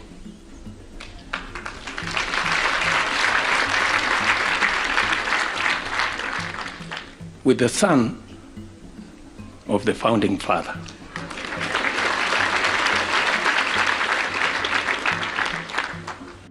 Sasa kama nitaambiwa naongea siasa, lakini I'm not, I promise. I have no such intention. But, you know, when you hear people out there, you know, they talk, oh, huyu mtu fulani, dynasty hii, sijui dynasty hii. It's not about that. Leadership is not about where you were born. It's not about where you came from. It's not about the color of your skin. It is not about your tribe. It is just about a desire to serve, a desire to do good, a desire to make a difference in the lives of people. And anybody can do that. For a leader to be a leader, he must have qualities. Identify himself with qualities of good behavior, qualities of no corruption, qualities of no hatred, qualities of engagement, discussion with others, collective responsibility, listening to the people. These are the qualities. A leader who delivers does not need to have a background. A leader who delivers can deliver without a background of the rich or the poor. Many people in Africa seem to be misinterpreting that once you are born, you directed God to produce you in a particular family. None of us would have been where we are had we actually had a message from God where we would be born.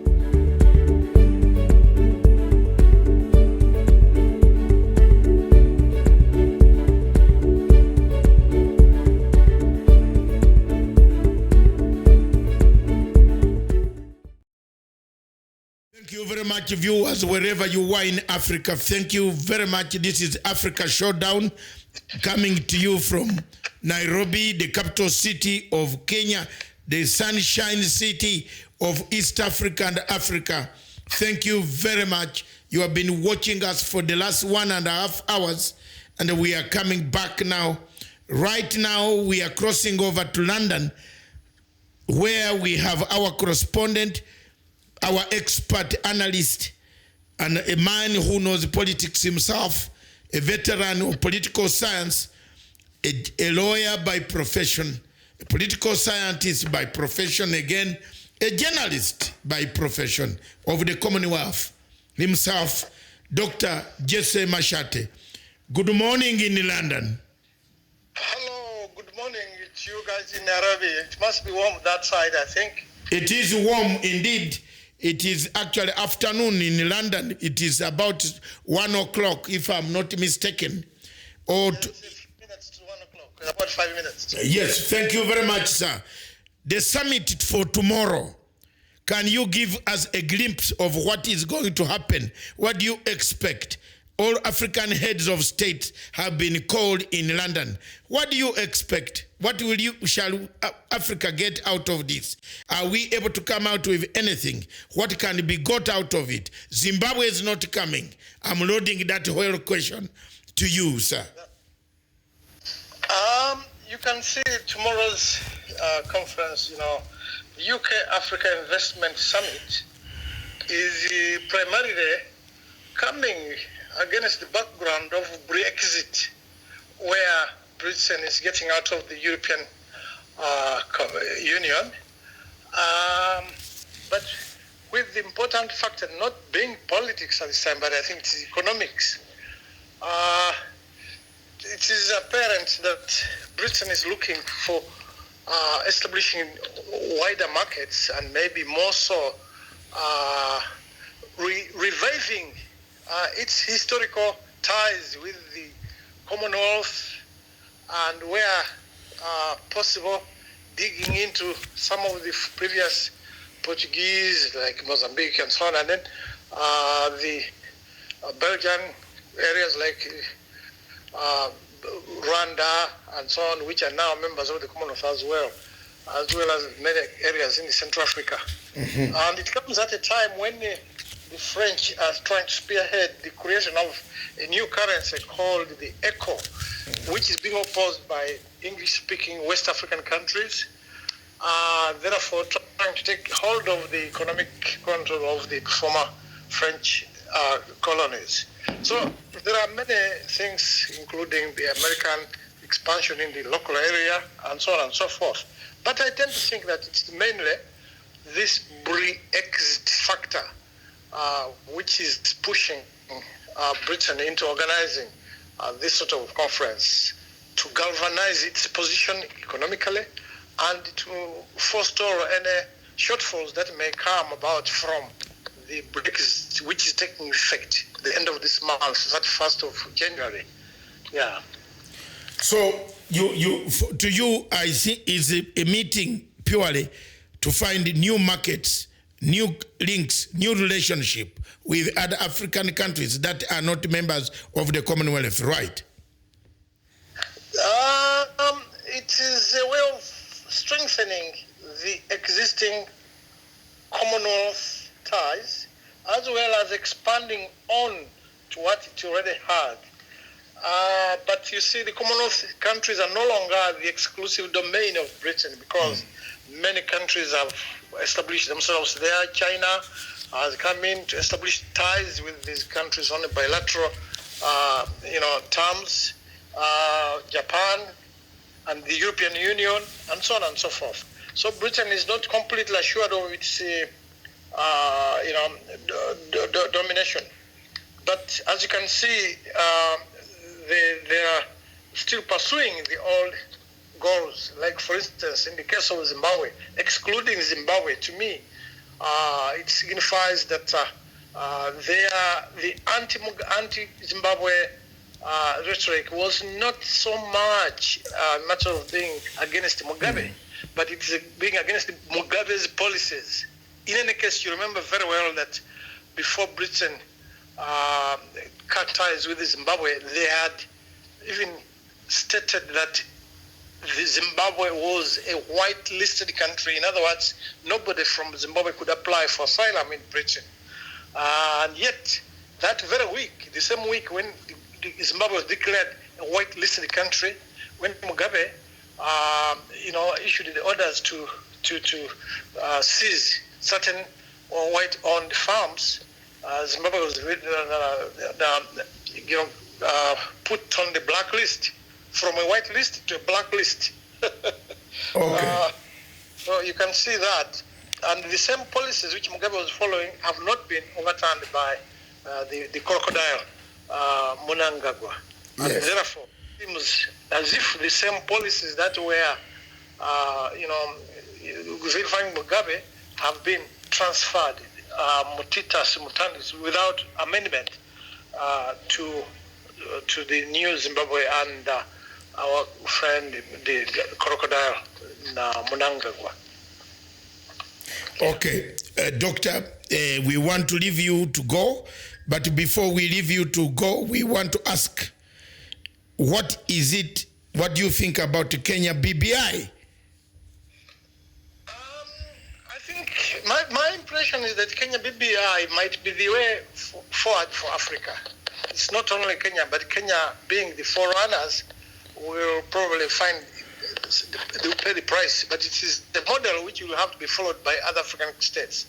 Because it seems to me that even the so-called advanced countries are having a very rough time with pursuing the multi-party forms of democracy. You can see the Brexit in Britain. It almost caused some, upheaval, some unrest, actually, even under multi-party dispensation. You can see the elections in the United States have brought a lot of enmity. The enmity is quite undemocratic, one could say. The impeachment of Trump has seen, where Democrats don't talk to Republicans. In France, the parties are at loggerheads with one another and so on. So I think if Kenya can see beyond the multi-party forms of democracy and then see that they have particular problems that accrue to Kenya, let's say for people of different ethnicities, religion, and so on and so forth, and as well as regions, to come together and work together under one roof. I think that would be the way forward, because even then, when we were under the colonial rule, let's say like the case of Portuguese, 500 years, then nobody from Europe ever taught Africans about multi-party democracy. We only learned of it after they had left us. So they couldn't expect us to turn overnight and turn into perfect cases of multi-party democracy. But however, it was good in one way or another. We have also learned a lot from the existence of multipartyism, and but now the way forward, Kenya is leading the way on the BBI, building bridges initiative. It should be more inclusive than a club between 2 or 3 people. It should be more inclusive, and maybe if we advance a bit, we might go into some sort of proportional representation based on the popular vote. If a particular party gets so much, they should be in the government on the basis of their electoral vote, the proportion of it. Germany has had it. It uses the proportional representation. Japan does that. Italy does that. Where the governments are not as strong against the people, it is the people who are stronger. So I don't think that BBI is a model that will have to be copied across Africa. Okay. Maybe when I come down to Nairobi, we will have a better argument on that. Okay, thank you very much, Dr. Jesse Mashate, our correspondent, our strategist, a lawyer, a political analyst, a veteran journalist in Africa himself. Thank you very much from London. Tomorrow at exactly, we shall run our program at we shall run our show from about 12, which is 9 o'clock in London. Okay, thank you very to Riyadh just so that from 12 to Riyadh just so that you can give us a glimpse of the opening session of what is taking place, how many leaders are there. Ugandan leader is there, President Uhuru Kenyatta has come, South African leader said he will not attend. He gave reasons, but we can see Rigo around and see it meant that Zimbabwe was not going. And I see how many leaders have come from Africa really tomorrow at 12 midday East African time, which is 9 o'clock your time. We shall steal a few minutes of yours before you enter your office. Okay. Thank you. God bless you. Thank you very much. Thank you very much. Thanks a lot. We talk later. Bye. Thank you very much, viewers. That was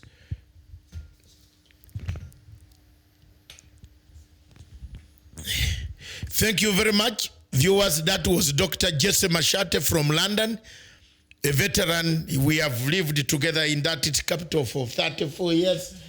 We studied at he went back to study more, while some of us also pursued more.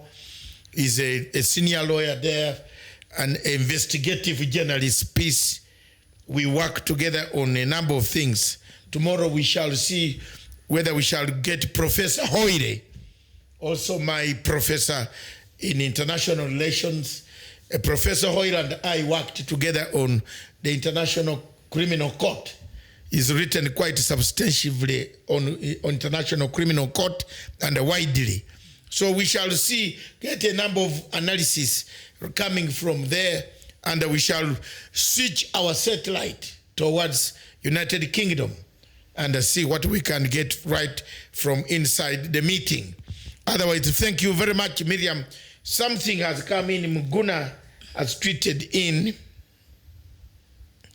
and Miguna says he will surprise President Uhuru Kenyatta. I don't know what surprise he has. Miguna said,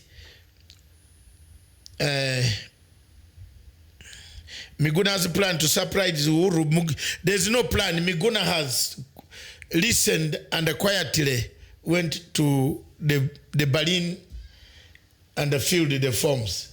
So he's now here bravado. You know, that's the problem with this guy. So he already filled Yes. That's good. Yes, from intelligence sources in Germany, in Berlin, he's already picked the forms and let him know, tell Kenyans that he's going to surprise Uhuru. No. It's okay. You get your passport and come home. There is nothing, Mr. Muguna. I told you the other time, but you also, you don't listen.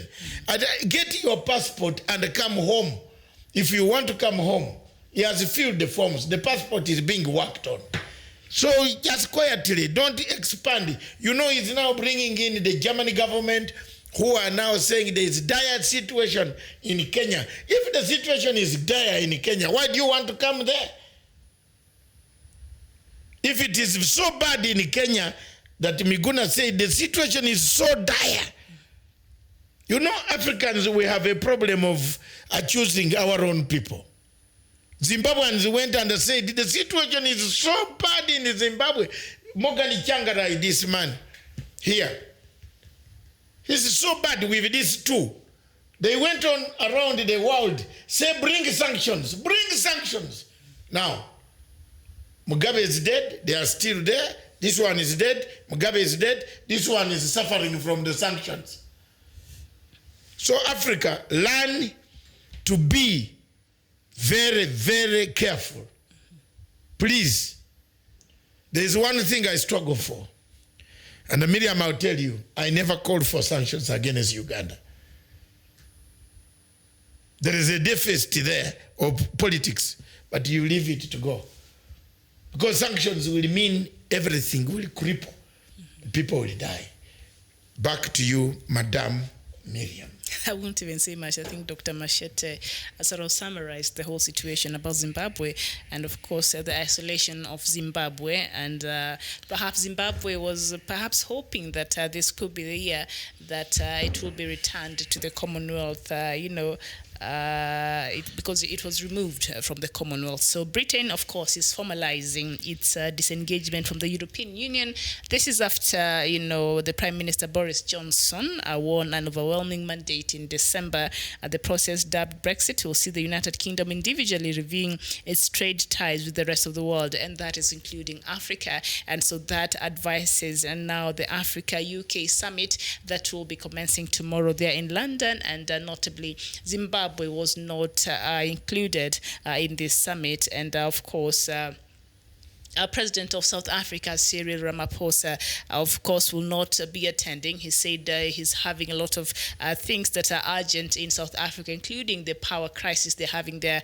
ESCOM, they have been has been experiencing a lot of trouble, and so he said that. And also, he's preparing for. I think he wants to bid for the AU chairmanship. That should be happening in February. That is next month. I think that is where they meet in Addis Ababa. So he's saying he's preparing for that. He wants to go for the chairmanship of the AU. So he's saying those are some of the issues that made him not attend this meeting. But also there has been some, rumors that the reason why he did not attend this summit is because he is in support of Zimbabwe. And if should that be true, then Mr. Cyril Ramaphosa should have come out strongly and said, because you did not include Zimbabwe in this summit, so I'm not coming as an African head of state, as a friend also, and as a country that South Africa has been supporting. He should have come out and say, you know what, because you've excluded Zimbabwe, then me as the head of state of South Africa, I will not come there. But he did not come outright and put it like that. He said he has other issues that he has to take care of that are urgent and are important that in South Africa. So that's why he will not be attending. But he's sending very high-powered delegation there to represent him in this summit. Thank you very much, viewers, and thank you very much all those who have seen us. We have done our best. Miriam, you have done the summary. Tomorrow we are requesting that wherever you were today, we have not talked about Cameroon and Amazonia, but we want those flags, scarves for each country. Wherever you are in Africa, tell us, we can give you the address to send us your scarves. Each country has a scarf. Yes. I think if you go to Nairobi Sports House, you could get some. Yeah, but we want them to give us. We are a voluntary organization. Yes. Send us the scarves. Somalia, send us the scarf. Somalia, send a scarf. I saw Abdullah says somewhere there. He is here. He has come. Abdul Hamid, he defends Mr. Abdulaziz Ahmed. You are neither Kenyan citizen nor Somali. Abdulaziz. But the Ugandan troops, you tell him, talk to him. I think he's gone. No, he's there. He must have peeped and left. But he's always under there listening. He's saying you're neither Kenyan nor Somalia, so what is your role there, sir? But, we have Kenyan troops in Somalia, we have Ugandan troops in Somalia, we have Burundi's troops in Somalia, we have Ethiopia's troops in Somalia. I mean, we cannot start having that argument, so I will just leave it there. if everybody would say, you know what is going on in Somalia is none of our business, that will not be very good for the people of Somalia. Or if Kenya was burning the way it was burning in 2007, if the rest of the world would have said that is none of our business, then Kenya would have been in a very bad place. But we saw actors from outside coming in and trying to mediate, and so Kenya was able to come out of that madness. And today, thankfully, to the people outside the country who saw the importance of coming in and trying to, bring us together to sanity. And today we have a country, so we are thankful. So we cannot not talk because we don't belong to another country. We need each other, Abdi Aziz Ahmed. So we shall continue talking. And of course, this is Punchline Africa, where we talk all things Africa. So if it is happening in Africa, then it is our business to talk about it. So I'll see you tomorrow, Doctor. I don't know. When will you discuss Tanzania? Who is this? Abraham Wangera Wafula. I think we shall one of this time. Tomorrow. It's going for its election this year, remember? Yeah, so Tanzania is at the heart of my heart. Okay. And I share that heart with Miriam.